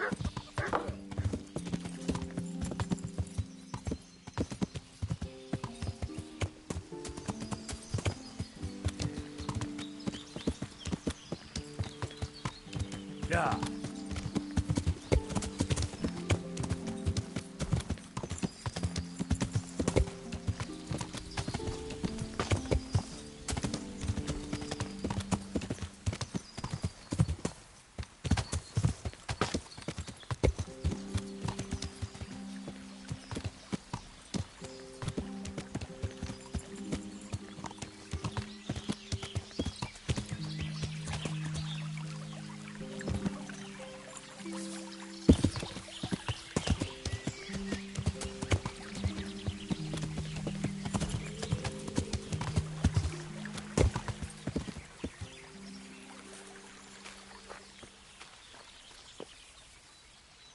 So, have you got it? It's done. He signed it. Voluntarily? Yes. More or less. Well, I'm glad it's been done without bloodshed. What now? Will you take the confession to Talmberg? We'll go together. I need you to bear witness. I've been gone for years, and I'm not sure they'll take my word for anything. Well, I hope they do believe you. Otherwise, we're both for the noose. Don't worry. Divish won't forget our former friendship so easily. Are you ready to go?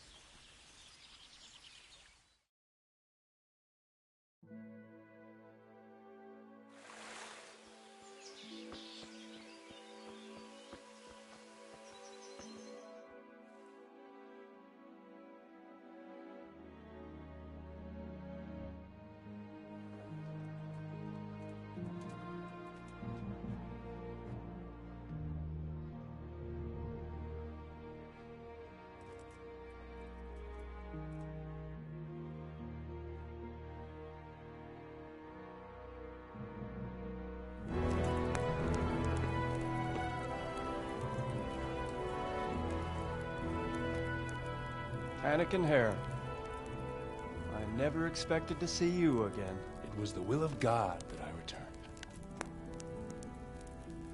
You realize that Sir Henry of Lipa has never repealed his sentence against you. I'm duty-bound to arrest you and turn you over to the provincial court. Perhaps. But will you read this first?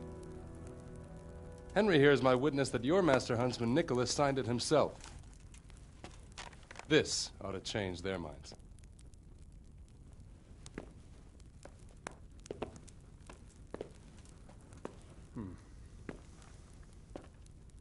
It might.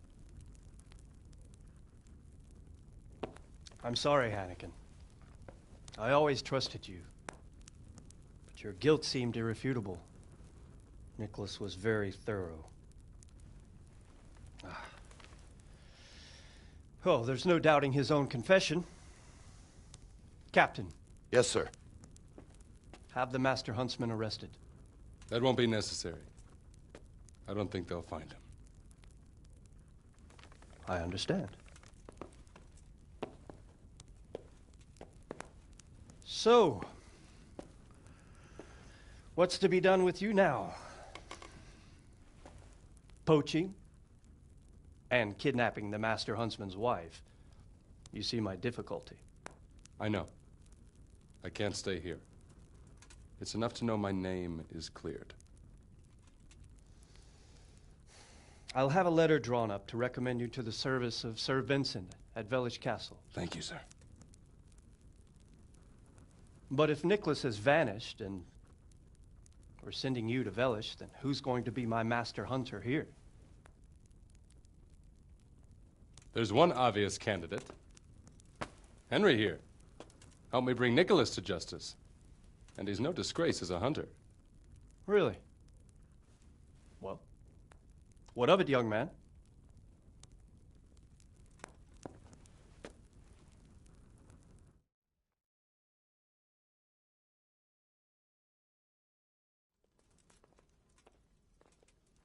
I'm sorry, sir, but with my duties for Sir Radzig, I understand. Well, then, I shall just have to look elsewhere. Good luck to you, Hannigan. Thank you, Henry. I could never have managed it without you. God willing, we will meet again one day.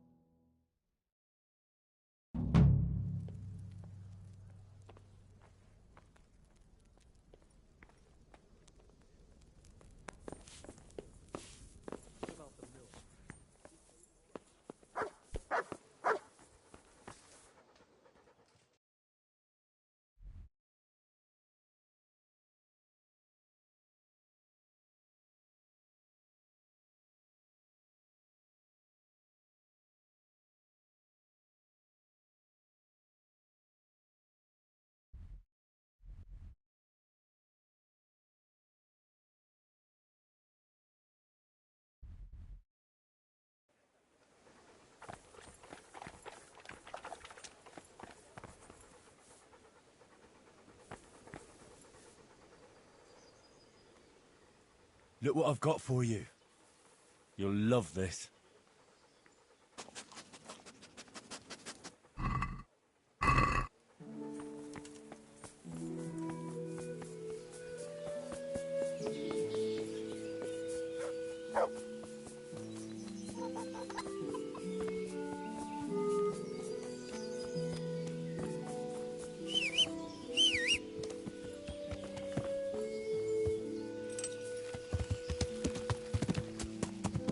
Yeah.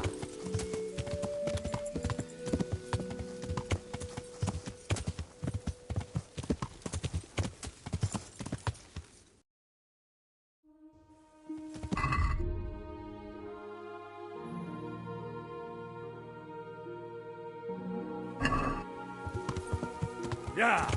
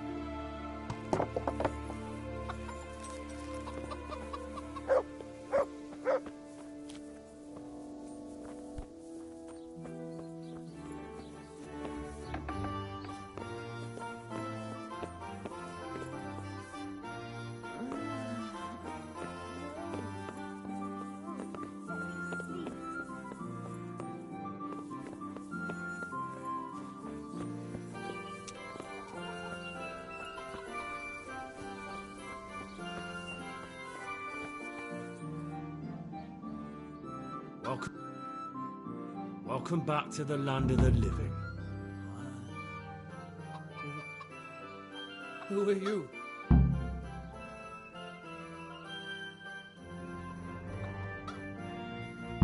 My name is Henry, and I'm investigating on behalf of Sir Radzig Kobyla. Oh, I see. You'll have an easy job with me, boy. How so? I won't give you any problems. That's sensible of you. I'm a sensible man. Only I'd like to get it over quick and not keep the Rattay executioner busy too long, if you catch my drift. I understand. What do you want to know? Everything. First, tell me who's behind all this. Who do you follow? I follow the coin, lad. We all do. That's not news to me, but who pays the coin? I got my pay from Runt, like all the men in Pribyslavitz. And Runt got his money from the chief. And the chief had the coin minted. Who's the chief? The bandit leader? Bandit? If he heard you say that, he'd have your head on a spike. That's the kind of man he is. Nobody knows much about him, though. Only that he ain't Czech. So he's a foreigner? German? Don't think so. For sure he ain't Czech. And he's got plenty of coin. I'd stake my neck on it. He's got noble blood in his veins. Judging by how he looks? More by the way he talks. Any man can dress up like nobility, but he spoke all la-di-da, like a lord. Where's that chief of yours now? I've no idea. After Pribyslavitz, he ordered us to raid Merhoyed, but he wasn't with us. He went off who knows where. I don't reckon he'll be out of your hair for long, though. So the chief is in command of all these operations? You could say. I'd say you're looking at it all wrong, though. How's that? You ask who's in charge and who answers to who, only this ain't some noble court. There was all sorts of gangs in Pribyslavitz, big and small. Robber barons who had their own brigades calling them my lord, and common footpads who hadn't a pot to piss in. Men came, men went. Lots of squabbles, the occasional murder. Old cronies and old rivals were meeting. You know what I mean? I suppose so. It was one big muddle. The main thing was nobody asked questions. I didn't give a damn who the chief was or what he had in mind or whether he had one ball or two. All I was interested in was the coin. Uh-huh.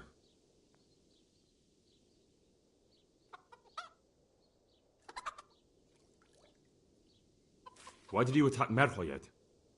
The chief himself gave us the order. I reckon he wanted to show the local lords he was nowhere near finished. So he's planning more raids? The chief's always planning something.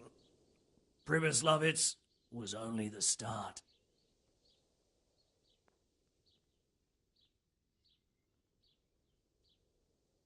How did you know about Pribyslavitz? Who took you there? A fellow by the name of Moorcock. We met near Kuttenberg. I was robbing burghers who were fleeing the town from Sigismund's army. We got to talking and he told me about Pribyslavitz. So you knew the coin was counterfeit? Course I did. I brought those groschen to Pribyslavitz, along with a few other things. Did you? And where did the forgeries come from? Like, where were they made? I don't know. Some merchant by the name of Menhart gave them to me. We used to meet at the charcoal piles near Rovna, by the crossroads there. As it happens, I'm supposed to be meeting him there about now. So Menhart's waiting there? Might be, might not. He could have heard what happened in Pribyslavitz and decided not to show. And does this Menhart know where the coin comes from? How should I know? To me, he's just another link in the chain.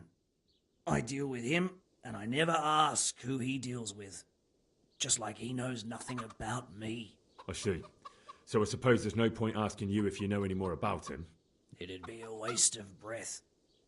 All he did was give me the coin, and then we went our separate ways.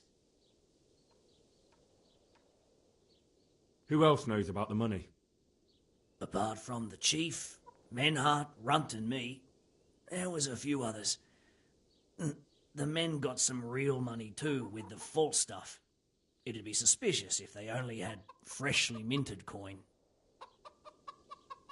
You said you used to bring other things. What were they? Letters. Menhart would give them to me for the chief. This time I was taking an answer back to Menhart too. Have you still got that letter? Aye. The yokels round here ain't got much interest in correspondence, apparently. Give it to me then. I'd be delighted. What were the letters about? If I knew how to read, I wouldn't be trusted to carry letters, would I? I took them from Menhart to the chief and back. That's all.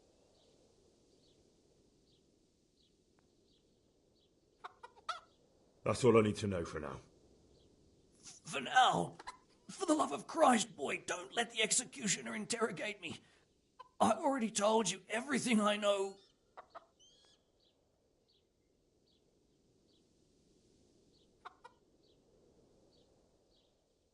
I can't deny you've been cooperative.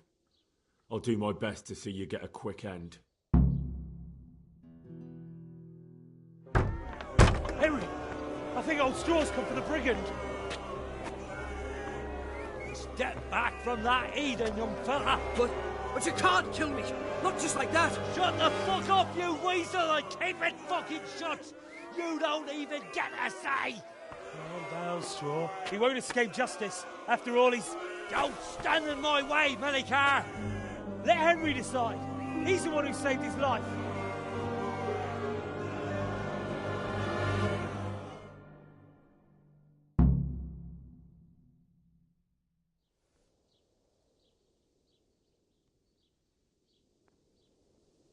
Let's talk about it. To hell with that. That horse will kill my boy. He won't leave Merhead alive.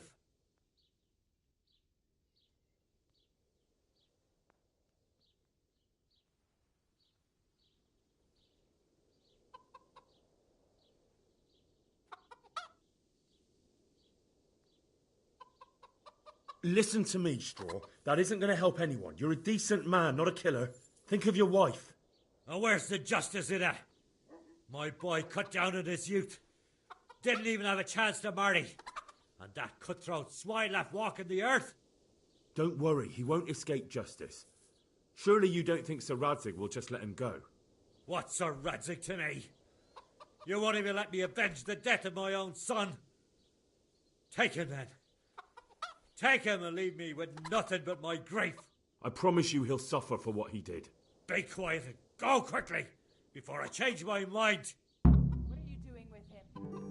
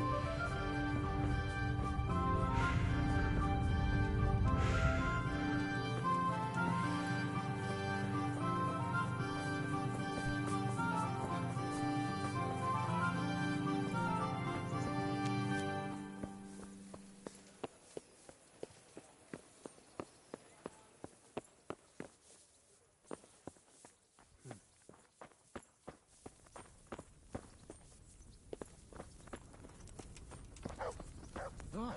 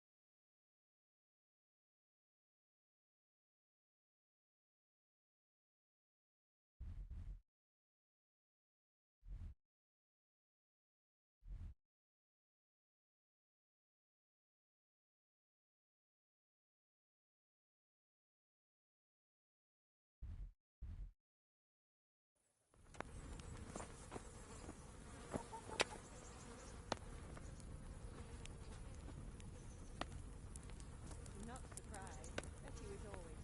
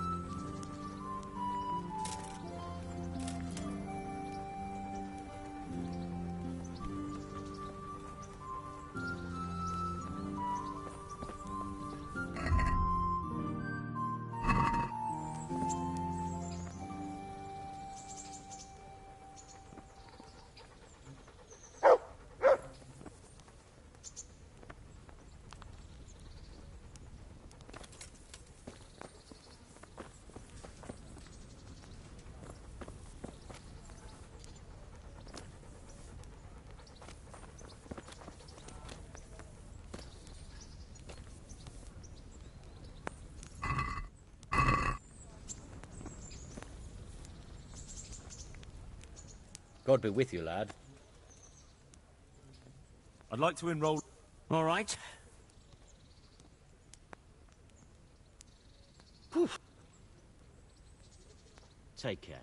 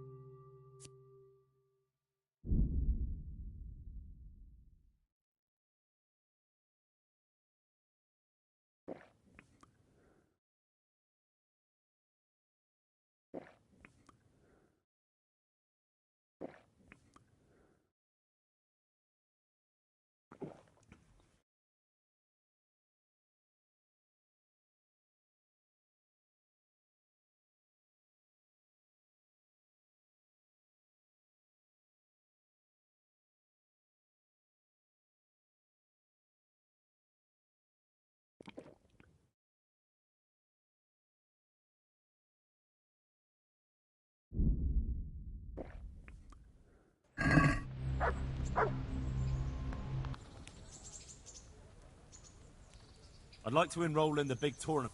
All right. Of course. Here you are.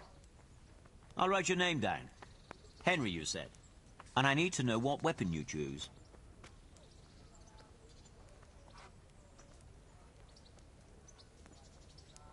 Short sword and shield. Good. See you later.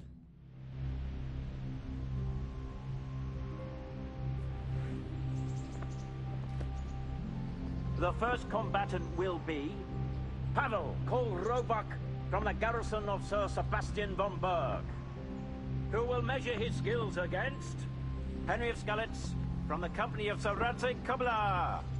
Let us wish the combatants luck.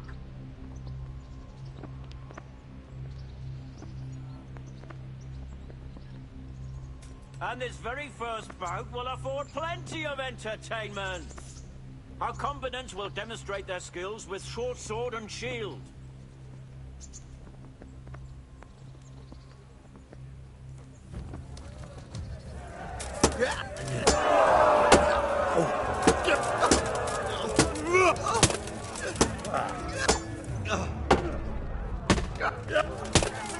Come here.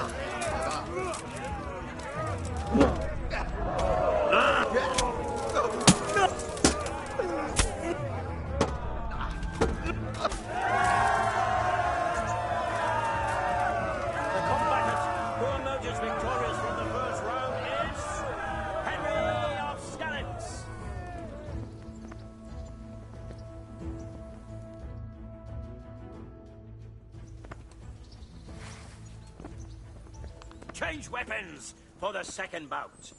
The combatants will engage in a duel with warhammers and shields.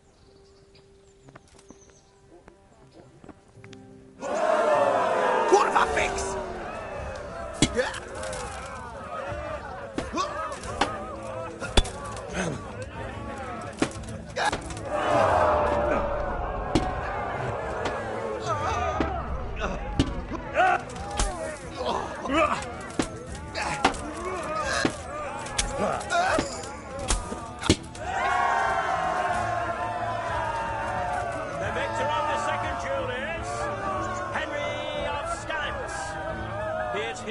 Declared the victor in this round and shall proceed to the next round. What do you need? See you later.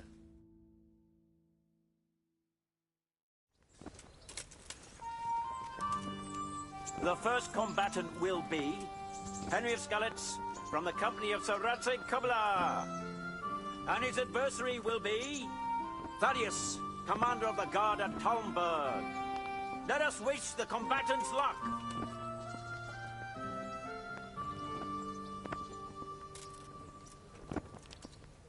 And this very first bout will afford plenty of entertainment.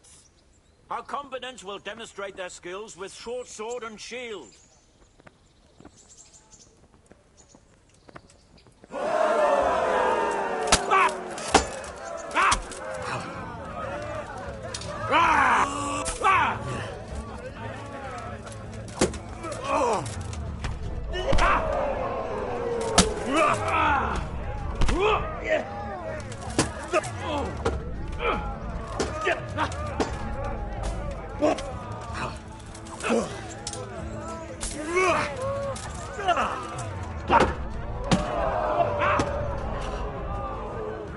Take that!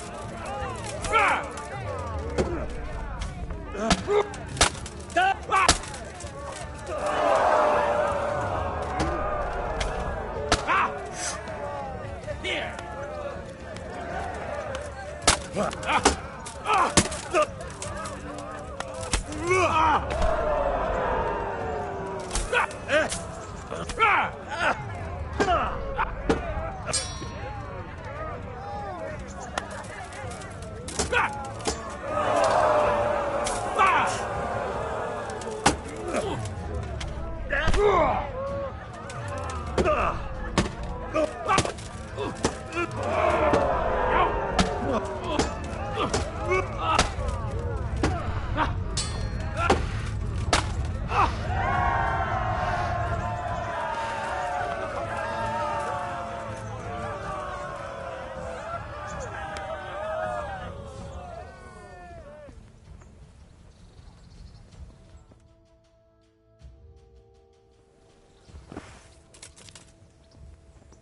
The second bout will surely be no less exciting. This one may decide the winner. We will witness a duel with longswords.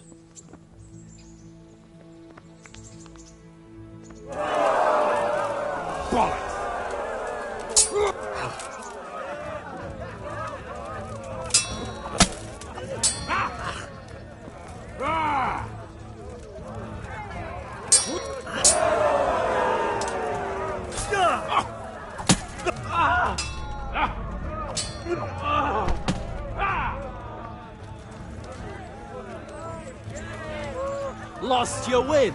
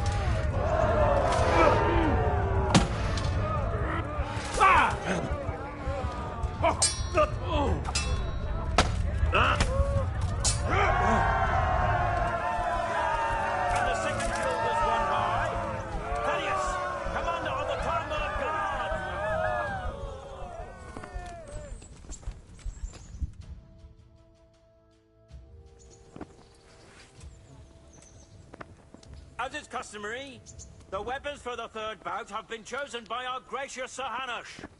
The combatants will engage in a duel with warhammers and shields.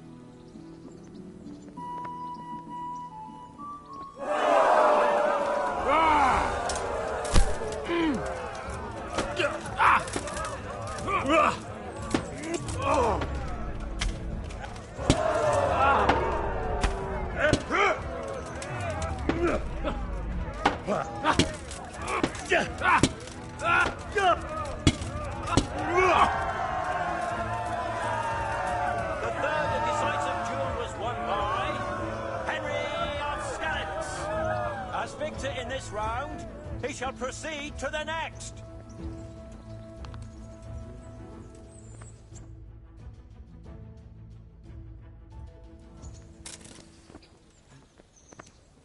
Meeting face to face in this round will be Henry of Skalitz from the company of Sir Radzig Kobyla.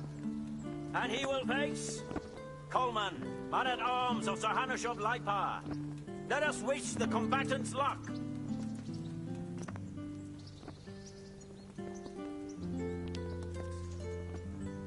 And this very first bout will afford plenty of entertainment. Our combatants will demonstrate their skills with short sword and shield.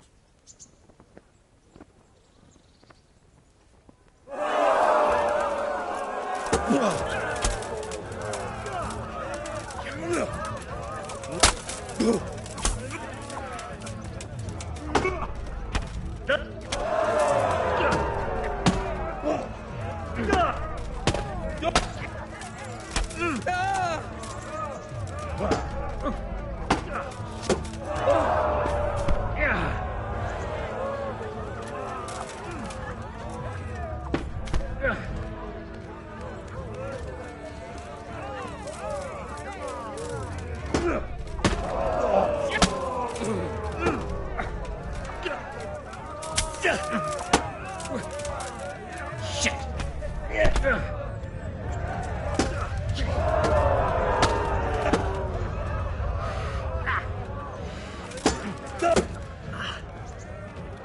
that!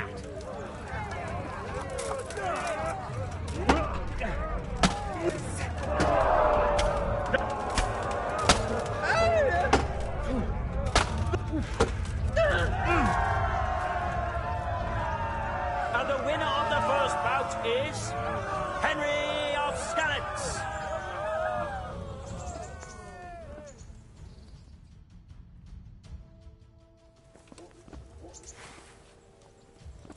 Change weapons for the second bout.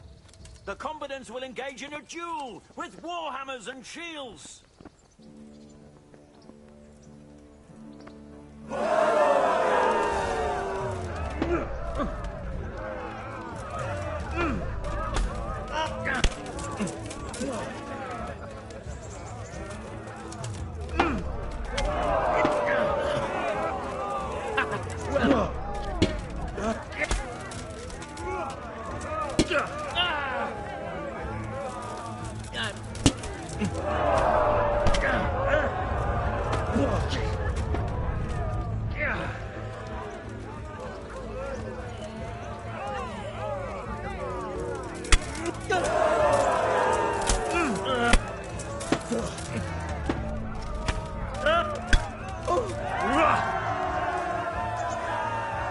The victor of the second duel is Henry of Skalitz.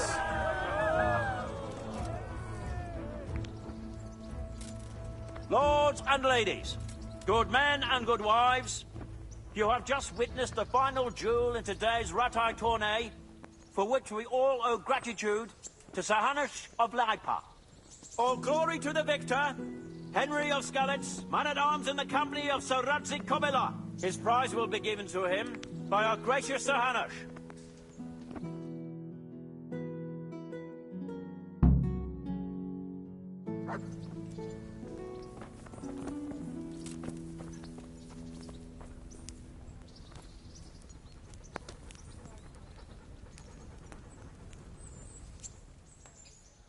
I'd like to enroll in the big tournament.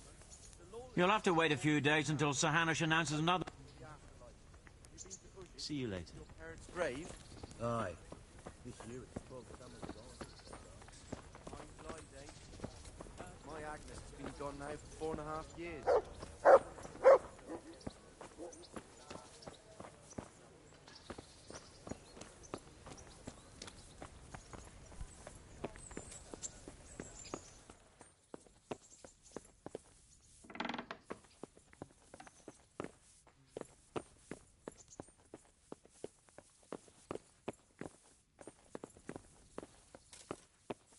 Who are you?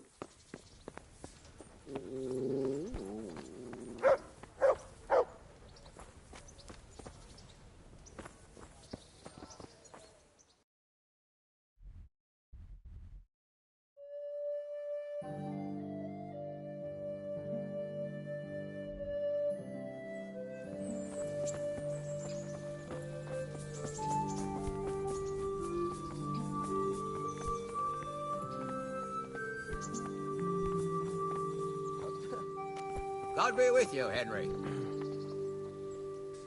You did it in the end, Henry. No doubt you're well satisfied. And I'm sure you'll be happy with this prize. I certainly am, my lord. Thank you, sir. See you later.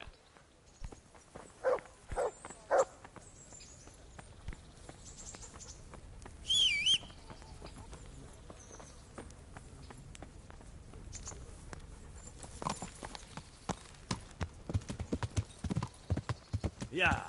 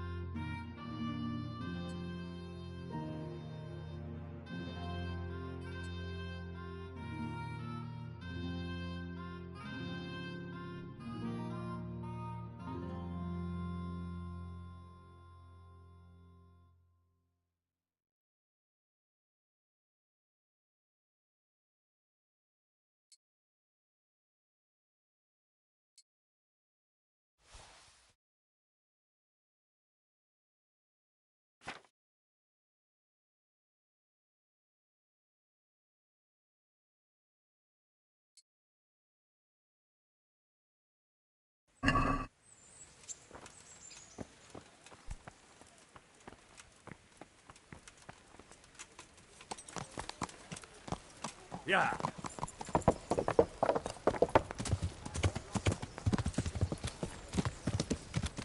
Yeah.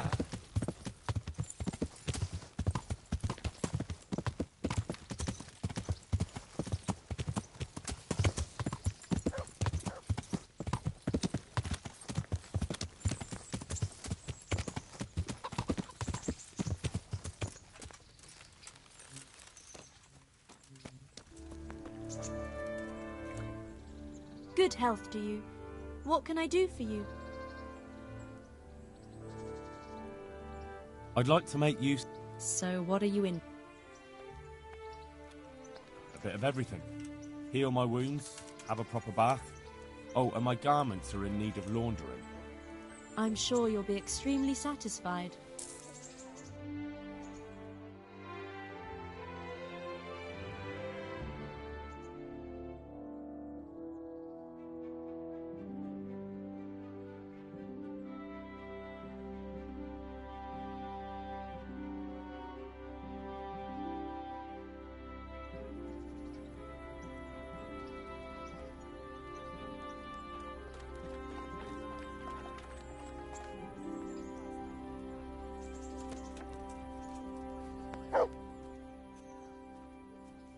I'd like to...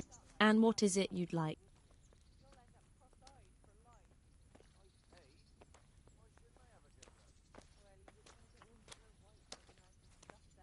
I'd like that. I'm sure you'll be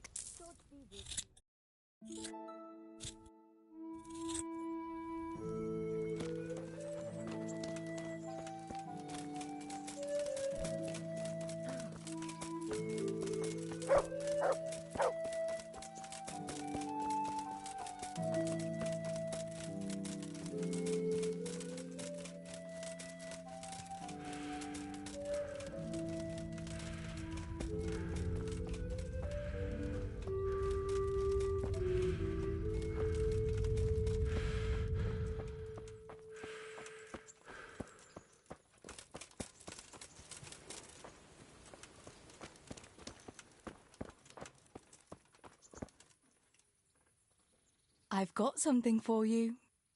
I know this is your favorite. It is indeed. Teresa, I brought you something. My, how chivalrous. That's lovely. Thank you so much. Wouldn't you like to take a stroll somewhere? It's a bit late now.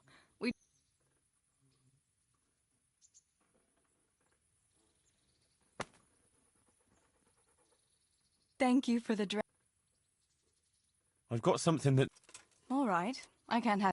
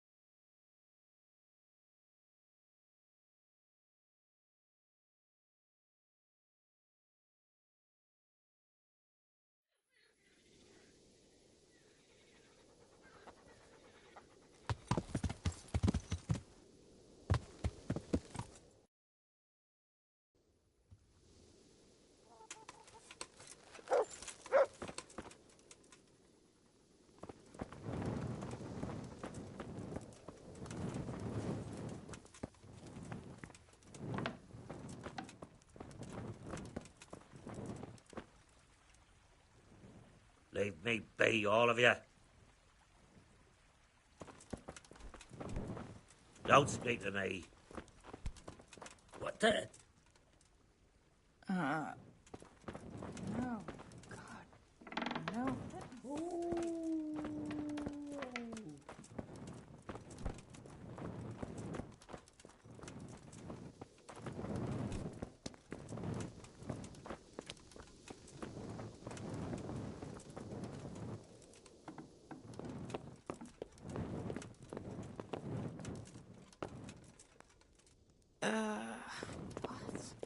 No, God.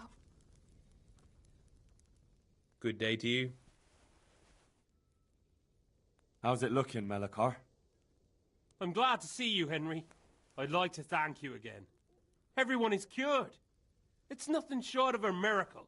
Oh, that's a relief. You've suffered enough. We've all suffered enough. God's truth. You know, the folk here are truly grateful. They'd have you and Nicodemus canonized if they could. They brought me gifts for the two of you. I wasn't keen on the idea at first. We're not left with much since the livestock died. But since you're here...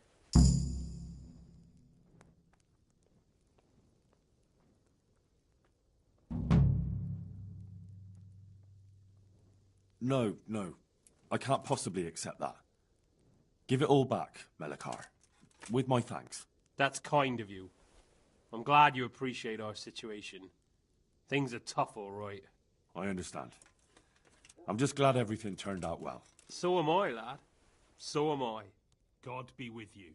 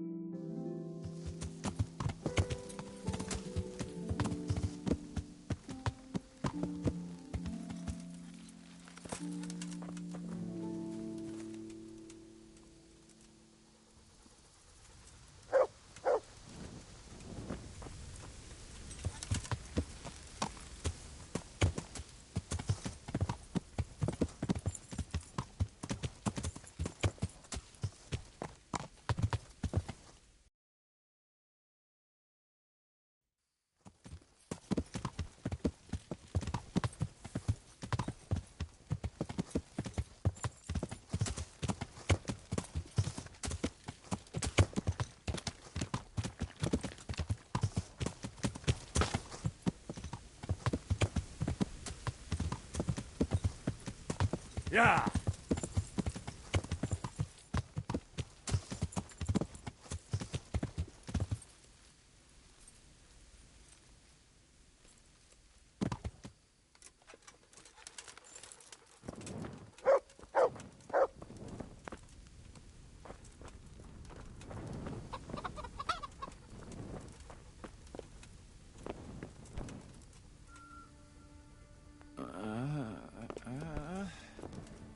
Shit. Sod off.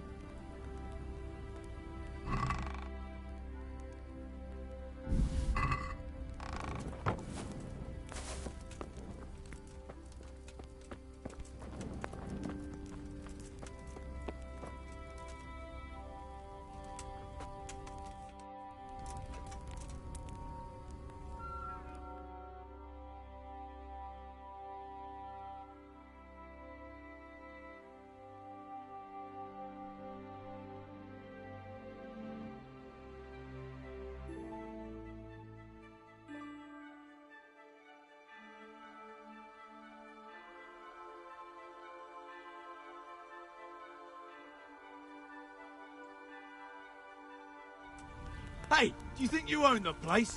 Snoring here. Clear off! God grant you health. How may I help you? Have you been to Skalitz lately? What would I be doing there? Everything burnt down. Someone saw a charcoal burner rooting around there. And how does anyone know it was a charcoal burner? I'd like to know. Well, they said he had a charcoal sack and... Sacks aren't hard to come by. Especially around Skalitz. Anyone could have one. Including the guilty man. Well, maybe it wasn't me, and you're looking for someone else.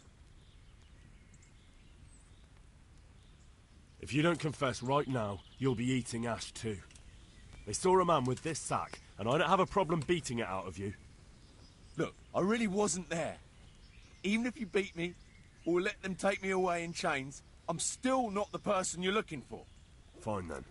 But if anyone catches you trying to loot Skalitz... They won't. I've never done it before, so I'm not going to start now. Good luck to you.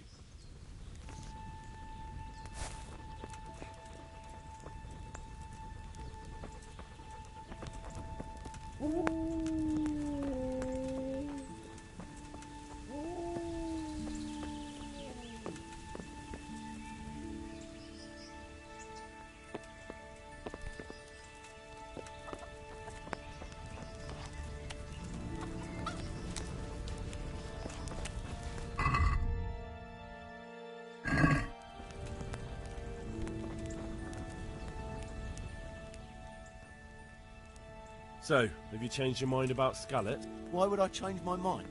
There's no reason I'd go back to that town of ashes. So you admit that you were in Skalitz to steal? What are you talking about? I looked around what was left of the place, but I didn't... You're lying. They saw you crawling around and going through the ashes. Bollocks they did. The only place I dig through ashes is here, and I don't steal from the dead for a few groschen.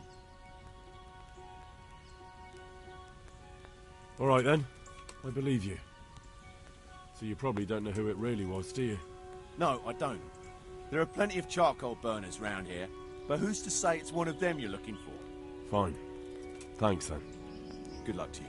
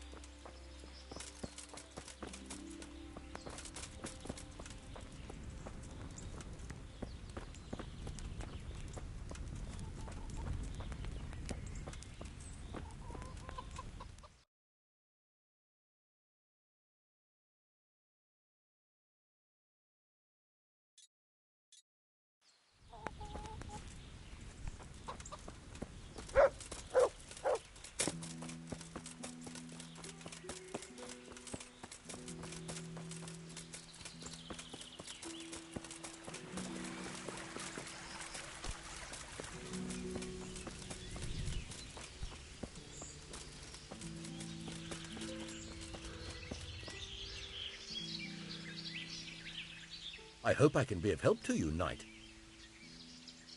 Have you been to Skalitz lately? Skalitz?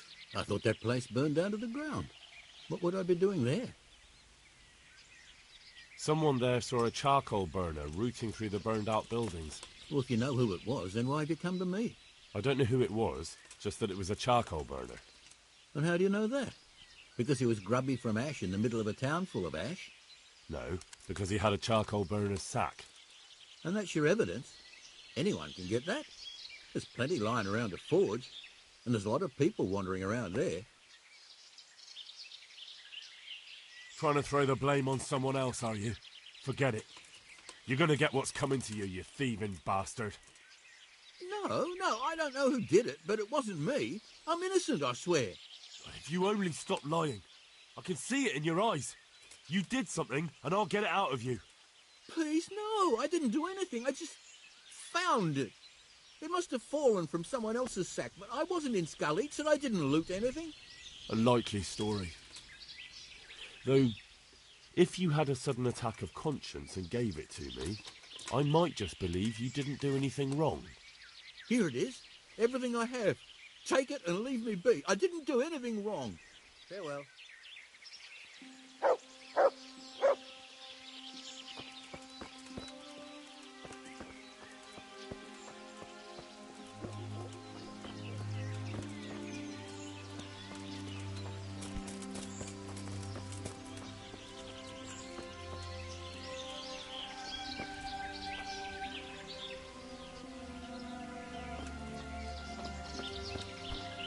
Huh?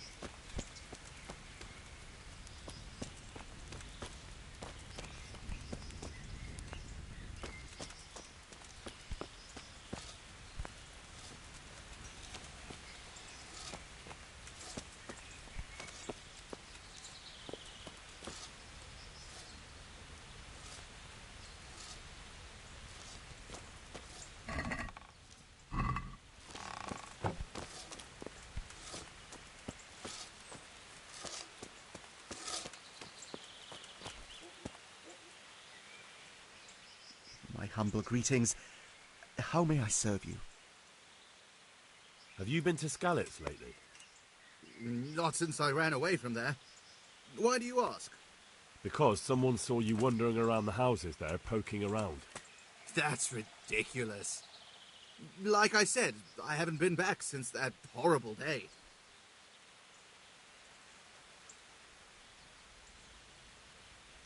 If you don't tell me what I want to know, I'll make you regret it. Jesus Christ, all right. I was there. But I came late. The good stuff had already been taken, and I didn't want to go poking around. Carry on. It was... Look, this is the rest of what I found. I don't want it.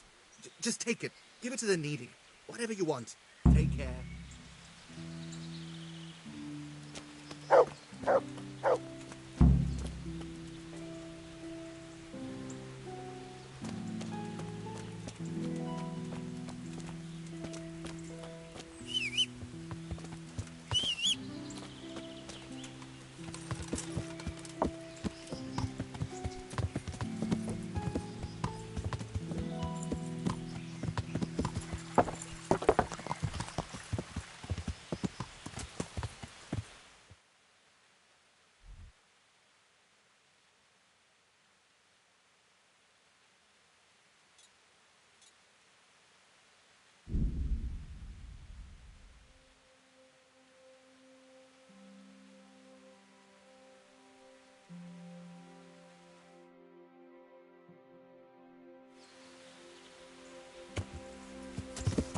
Ai, te escucho.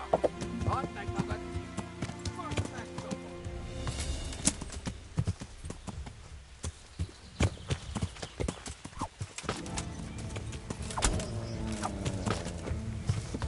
Oh, caralho!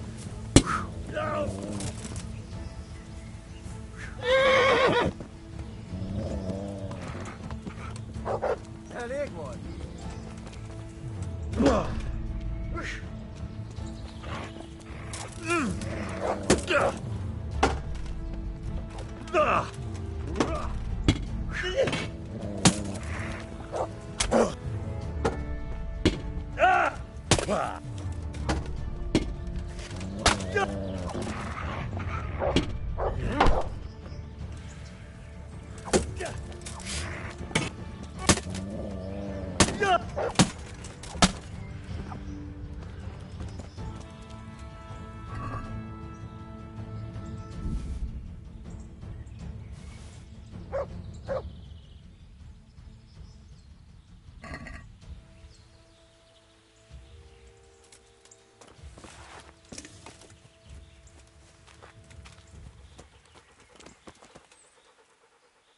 Look what I've got for you.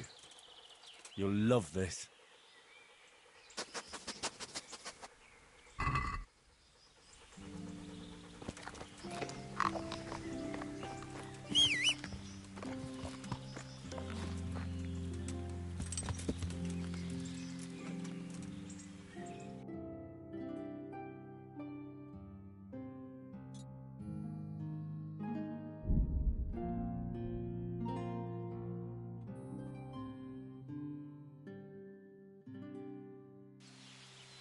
What did you say? What did you fucking say? Yeah.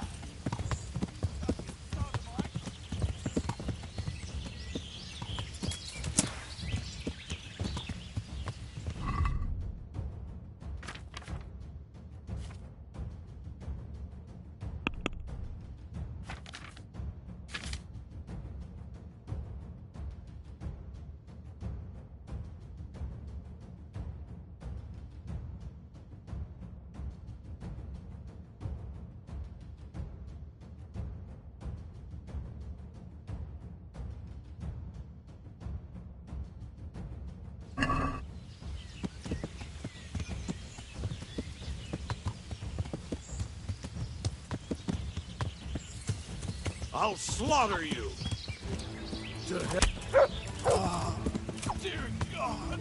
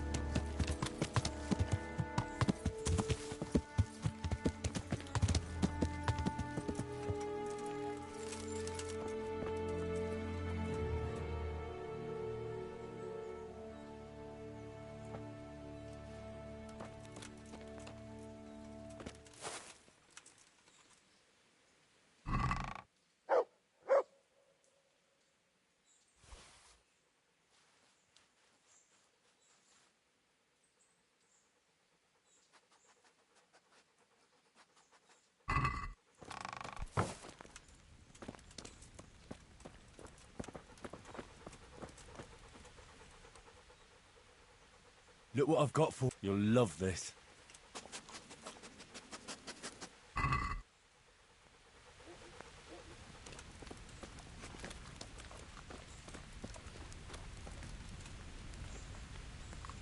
So, it's all clear to me now. What is? Who are you? You've no business here. I'm Henry, and I was expecting to find you here. What? How could you... Sir Divish's locator went missing around these parts. Well, it seems like he's all out of luck, don't it? Divish ought to have sent someone better than you to parley. He didn't send me to parley, he sent me to deal with it. Deal with it? There's plenty of us and you're on your own, so I'd think twice about how you're going to deal with that.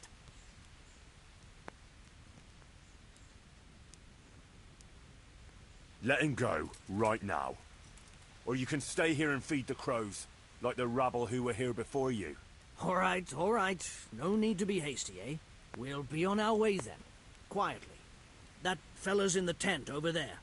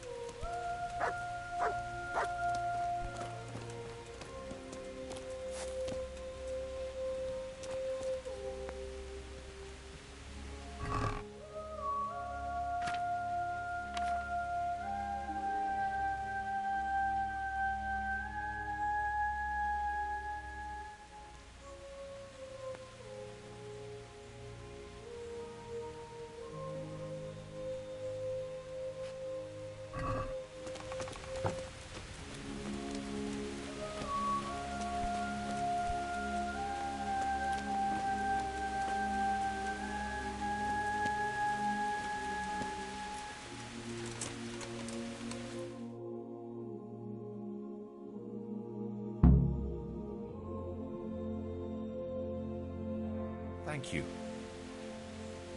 My pleasure.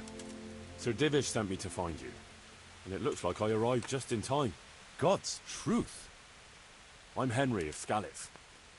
My name is Marius Bielek, Master Locator. Sir Divish sent me here to survey the area. Well, the outlaws are out of the way, so we can go and report to him, right? Not just yet. Those bastards caught me as soon as I arrived, and so far all I've seen is the inside of the tent they tied me up in. I still have a job to do. Come along with me, if you like. We'll report to Sir Divish afterwards.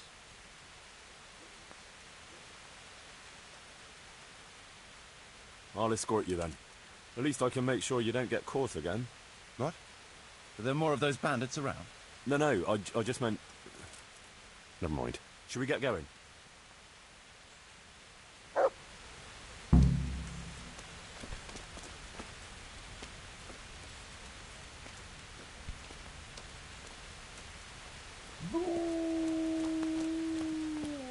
This is a good spot for the rat house. Every village must have one. It'll be nice and prominent here. It's on the hillside, so the foundations will stay dry. It can have its own little square, close to the church. There's no better site here.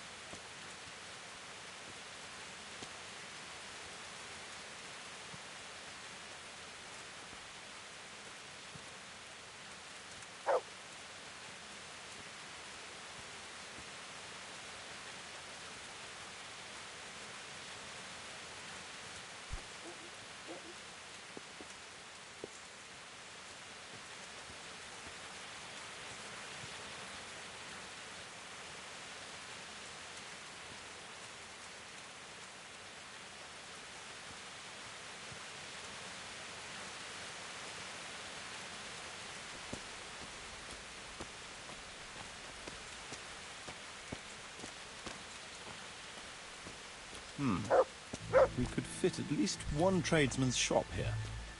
Maybe a baker's?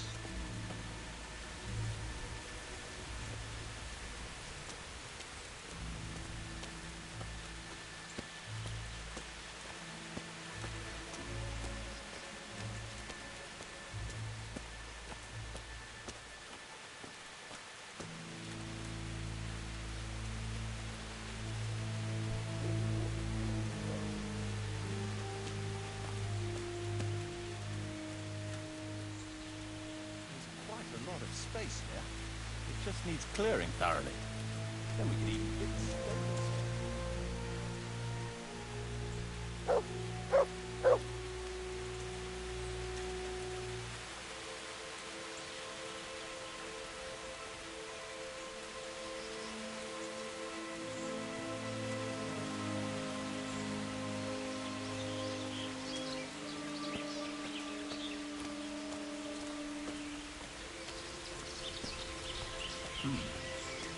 Main approach road and stream.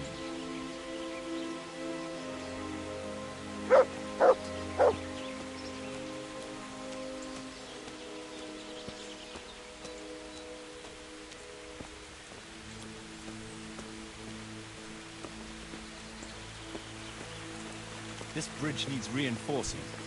It won't last long in this condition. I reckon it would make sense to build a weir over the stream down there. The water here is clean and can be used to supply the village until we sink a well. It's a good thing we have this stream. No point in building without a water source.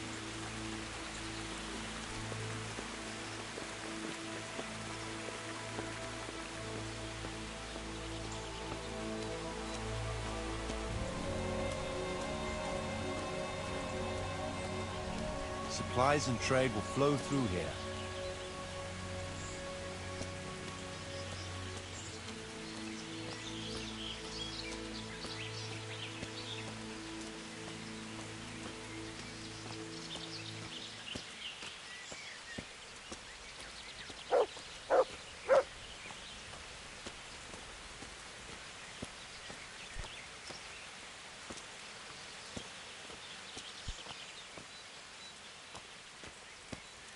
I can't even see past the trees and ruins whether there's room for anything there.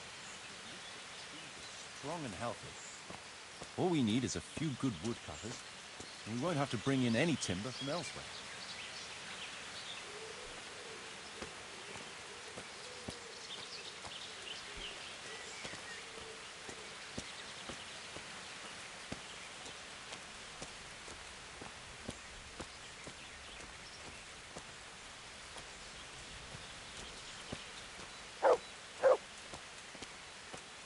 Stone foundations. They'll come in handy, and we're close to the stream.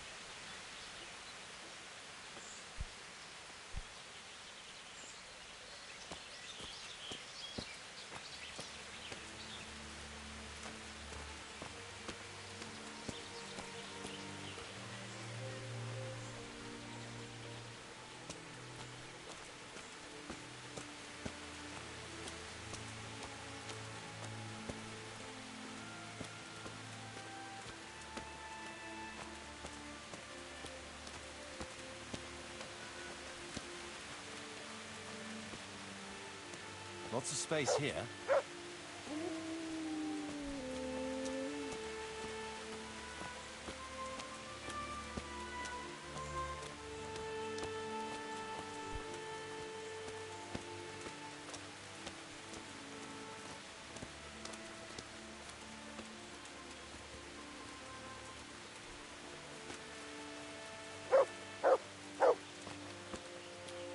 There's a well here already. All the better.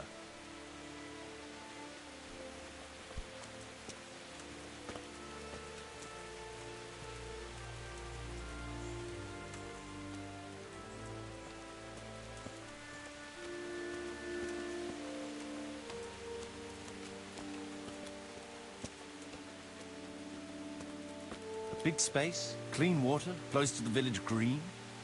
Good site for an inn.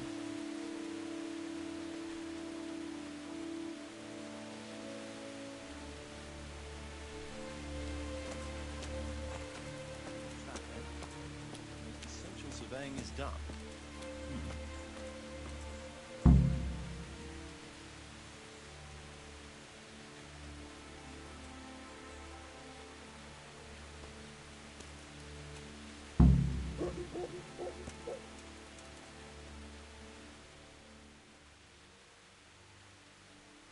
So, Master Locator, ready to start building? There's a long way to go before that. The few ruins that are left are basically beyond repair. It's all overgrown with brush. Oh dear. We'll have to get it all cleared before we can start rebuilding it. So it is possible to rebuild everything? Yes, absolutely. But building a whole village is no small enterprise.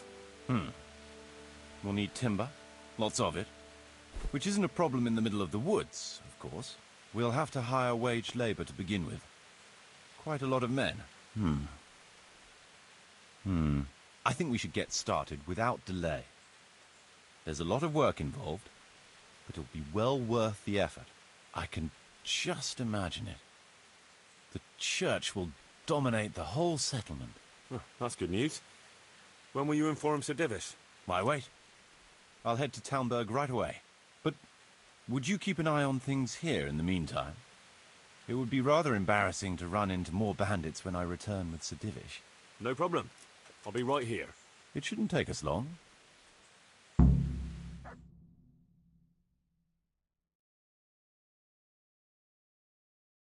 My lord, welcome to Pribyslavitz.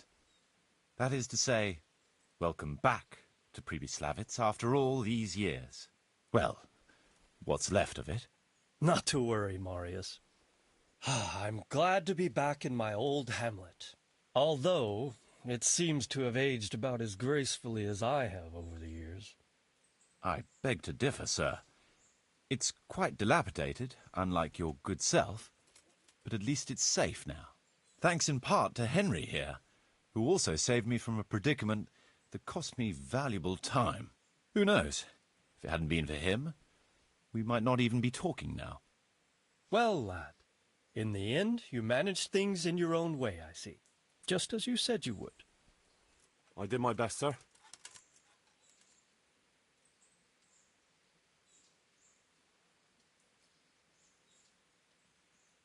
I won't bother you with the details, sir. You have more important matters to attend to. Let's get down to the matter in hand, shall we? What state is Pribyslavitz in? Sir, in my official capacity as locator, I am gratified to inform you that the hamlet of Pribyslavitz may be renewed. And indeed it offers prospects of considerable expansion beyond its former limits. Splendid. Finally, some good news for this province. And badly needed, too.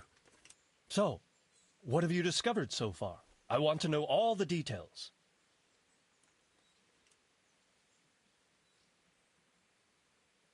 We had a scout around. We conducted a basic survey, from which we can make a preliminary outline of the parcels. I already have in my head an initial plan of what can be built where. We should certainly have a church. I'd like to preserve the existing one. That should present no serious obstacles. The building is in much better condition than we anticipated. But extensive reconstruction will be required. That's to be expected.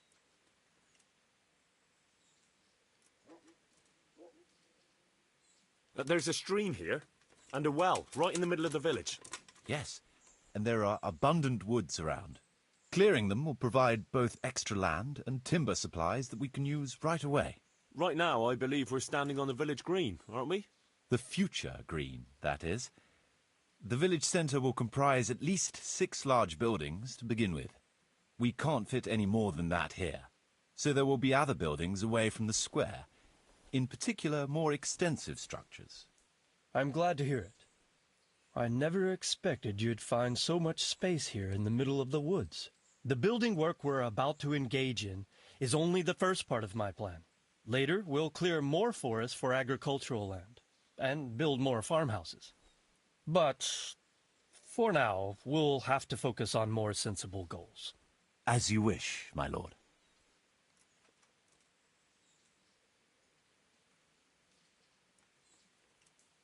But rebuilding a whole village must cost a king's ransom, though. It's true it won't come cheap. Before the tradesmen settle here and start producing and trading, it will be necessary to invest a certain amount of capital. A certain amount? How much exactly? I wouldn't venture to state a precise amount at this point, but I expect it will come to some thousands, even tens of thousands of groschen. Well, that much? I hope you're good at haggling. We shall, of course, attempt to procure everything at the best possible price, but raising a settlement from the ashes you see around you is a costly business. Nevertheless, I can assure you, my lord, that if all goes well, the investment shall all come back to you with interest. I hope I shall live to enjoy it, Master Marius.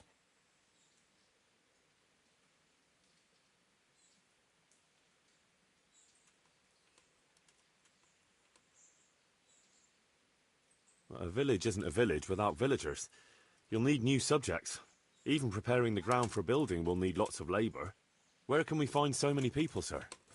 You sound skeptical, lad. But it's a good question. I've already given it some thought. I've agreed with Radzig and Hanish that we shall make an announcement in Rattay to invite people to move here and help with the construction, which will bring them many benefits, but also obligations. In addition, I expect the prospects of a new home will appeal to your former Skalitz neighbors, more than a makeshift camp by the castle walls. They'll be delighted, sir. A splendid solution, sir. I've also been concerned about how to bring settlers here, but now it seems there will be no shortage of new inhabitants after all. It seems things are finally looking up. We routed the bandits in battle, and Henry took care of the remnants. When can we get to work? Right away, as far as I'm concerned. All we need is people and the necessary funds. And we'll need someone to keep order, at least in the interim. True. I'll leave you some of my men. If I may, I would recommend quickly appointing a bailiff to take responsibility for the renewal of the village, its coffers and its citizens. True. First things first. Since you understand these matters best, you shall take charge of the land parceling and building works. You'll be available to the bailiff, but answerable directly to me. I'd be honored, sir. Thank you. And, as regards the office of bailiff, what about you, Henry? Yes, sir? You've proven yourself well. You've demonstrated that you're capable of solving problems, and you command the respect of your former Skalitz neighbors. Well, I'm not so sure. And you're also capable of maintaining law and order. I must concur. So, let us expedite matters. Henry, I hereby appoint you to the office of bailiff of the hamlet of Pribyslavitz, in my domain. My lord, it's a great honor. Thank you. You will oversee the initial renewal and administration of the village that will set the ground for further development. But don't imagine it'll be a bed of roses, lad. Being bailiff doesn't mean you can do whatever you like. If you don't treat the settlers rightly, I'll soon find out and relieve you of your office. Besides, we can't spare a single groschen from the Talmberg coffers now, with the province in chaos. So, you'll have to cover the cost for the building work from your own purse. Me? But Marius said it would cost a fortune. True. But from what I hear, you know how to get your hands on coin enough. So, I expect you'll manage it just fine. I'd like to know who's been spreading such gossip. And I am assigning you certain specific tasks.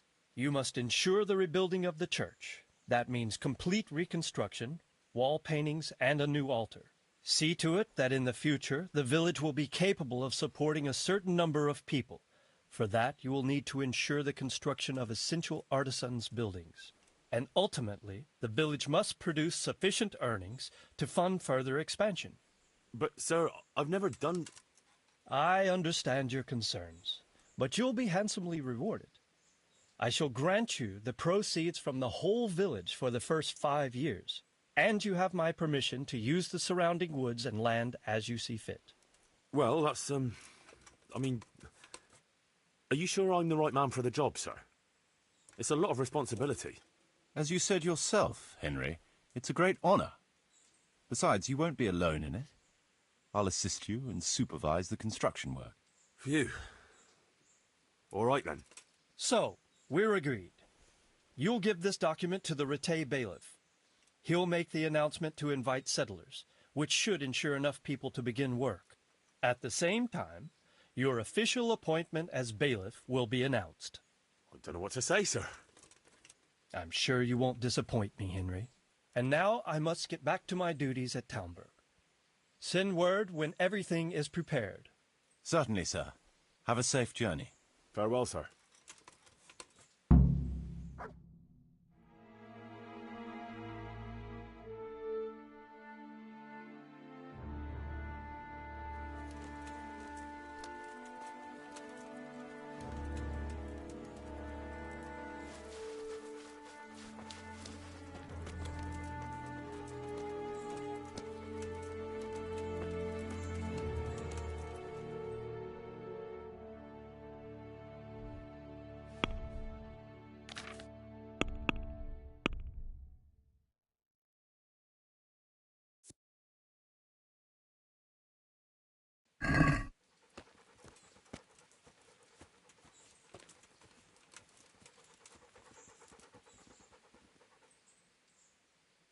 What now?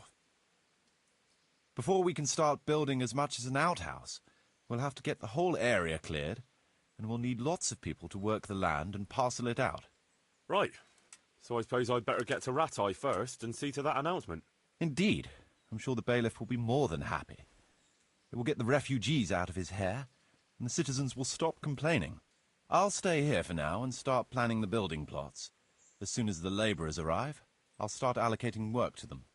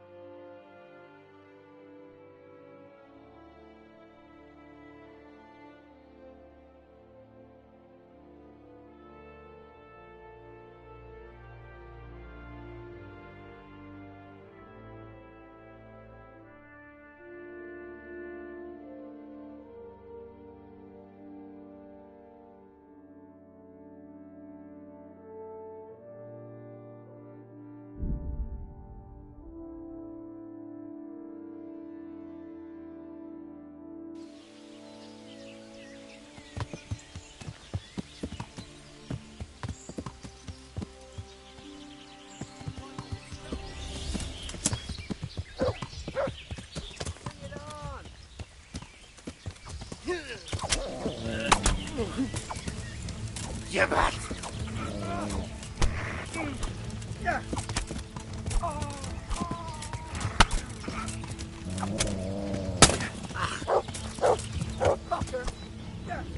Is that all you've got?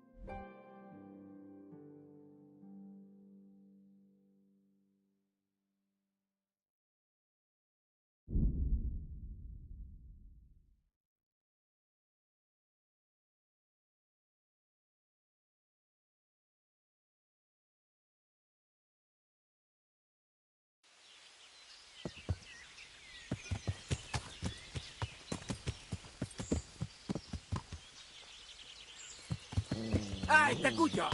Antakaa katua siviiru! Kas näkkäpoi!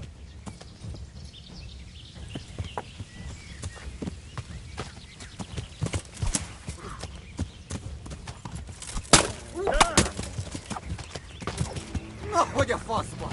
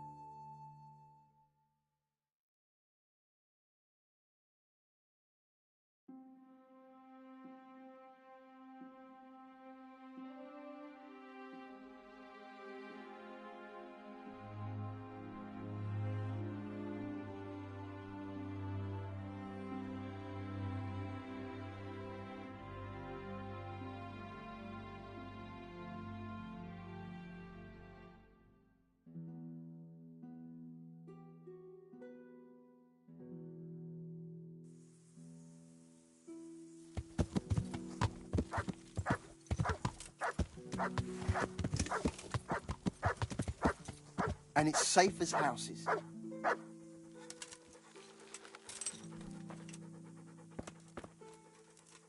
What's it about? You have incredible good fortune, friend. I have an offer for you, the likes of which comes along. All right. Show me what you're selling. As you wish.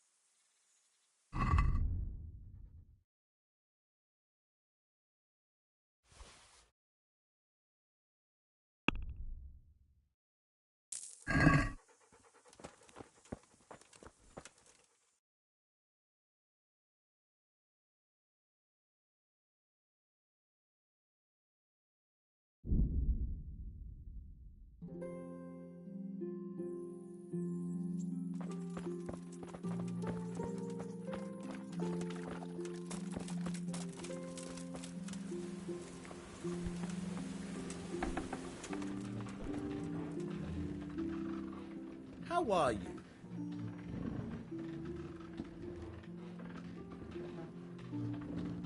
I've come for my winnings. All right. Here's your winnings. Damn it. There'll be another tourney in a week or so. Are you going to give me a chance to win my groschen back? We'll see. Thanks. About betting on the tourney, I'm glad to hear it.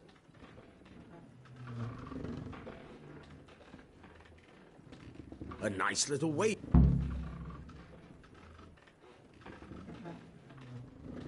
Can you tell me something about the other? There's a couple of other fellows around here in my trade. Woodsek in Kohelnitz and Simon in Sassa.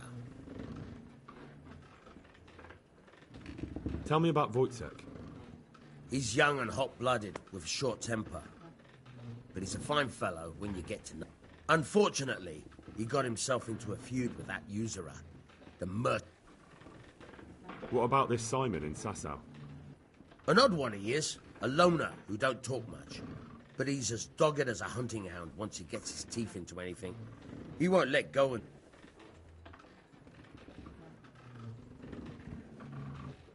I've got some goods here. Good luck then.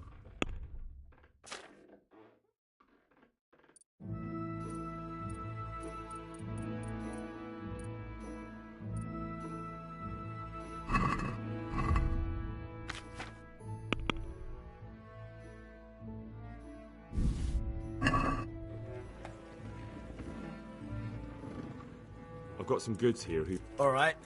Take care.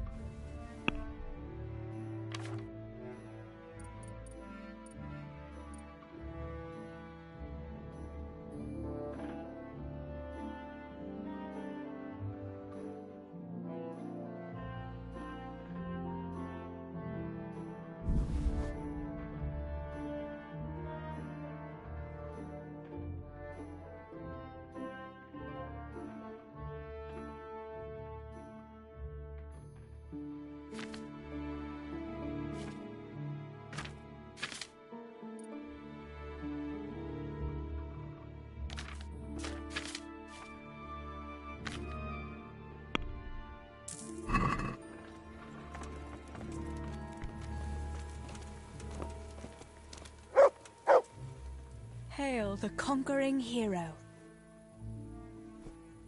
I've got something that... What do you take me for, Henry?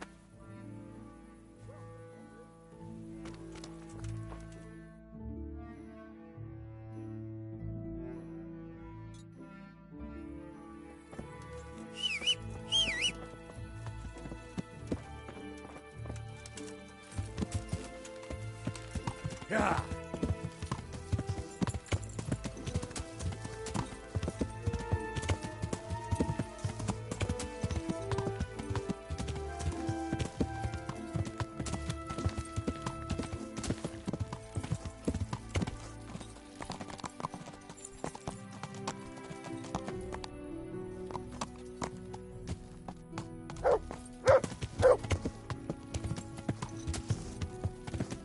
Yeah. Yeah.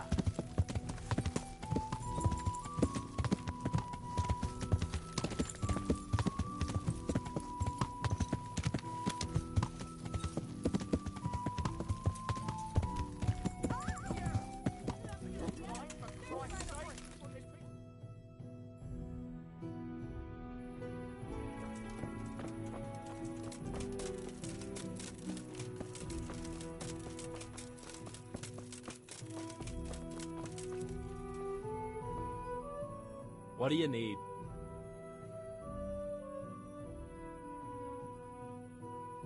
You know, I happened to run into that charcoal burner we were talking about.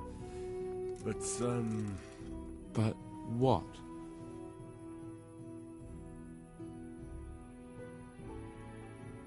I got something, but I doubt it was everything. There was definitely more. But this is still better than nothing. Thank you. How much do I owe you?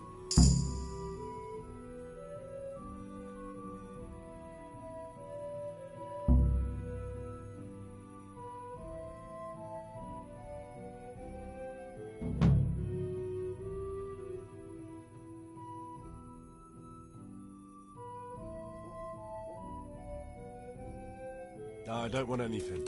That's so generous. I'll remember it. God be with you.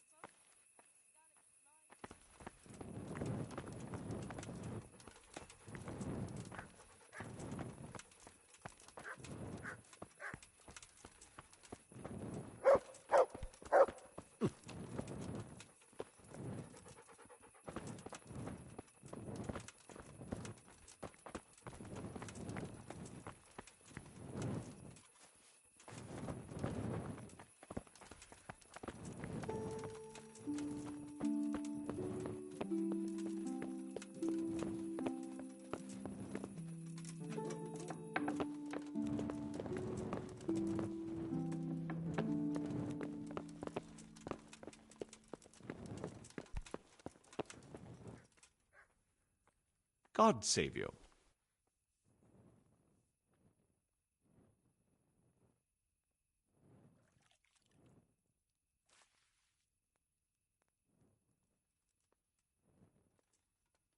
Farewell.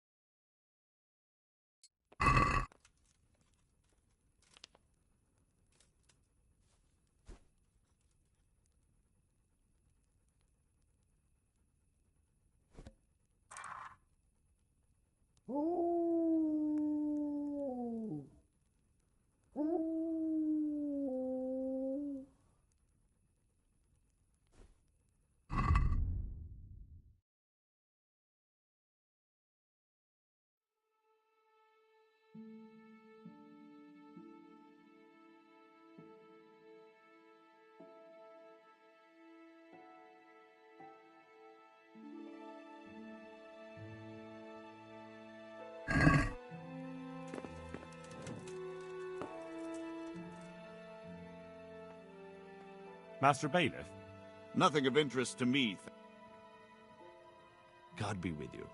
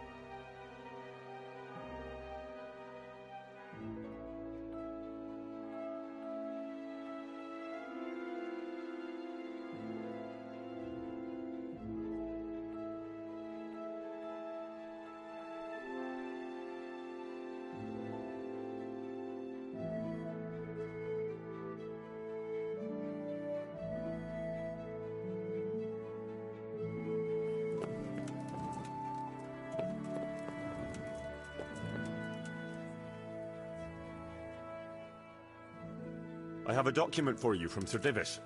It concerns the renewal of Pribyslavitz. The village you drove those bandits out of? The very same. So it's true then? Good. Good. Let me see that document then. Here it is. So what have we here?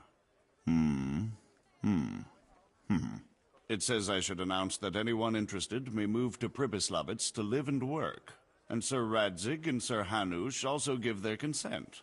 In that case, let's not waste any time. Come along with me. May the Lord watch over you.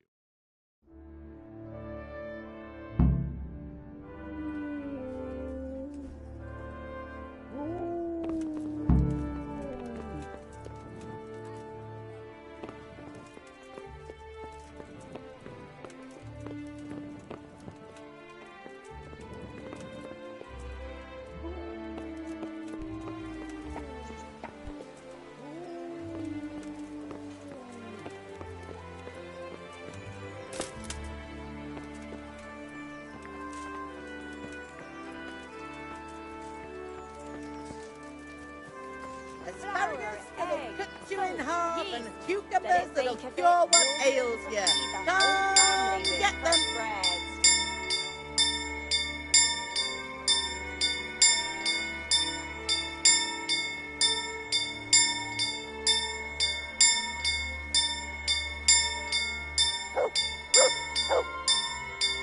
Garlic, carrots, beetroot, onions, all that grows in the ground, fresh. Come right up. You'll find it nowhere else.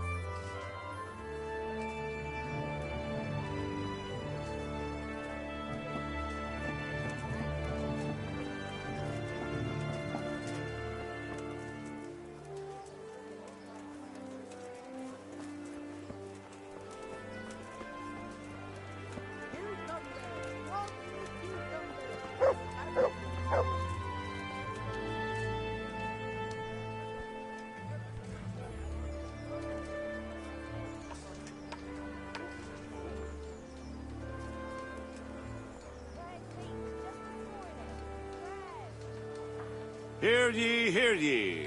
It is hereby announced, in the name of Sir Hanush and Sir Divish, that you, the citizens of Ratai, as well as those who have found temporary refuge here, are permitted to move to the hamlet of Pribyslavitz to the north of Talmberg Castle, wherein you shall be vouchsafed a new life and new dwellings, providing that you shall contribute to the renewal of the hamlet. All those who choose to accept this offer shall be exempted from payment of taxes for a period of 5 years. They shall be permitted also to make use of timber from the surrounding woods and water from the streams. The hamlet of Pribyslavitz lies in the domain of Sir Divish of Talmberg, and all who settle there shall be duty-bound to him. It is furthermore hereby announced that Henry of Skalitz is appointed to the administration of Pribyslavitz and the office of bailiff therein, which office and privilege have been conferred upon him by Sir Divish for loyalty and services rendered. I would therefore recommend that our Skalitz friends consider this offer very seriously, as nothing better is likely to come your way anytime soon.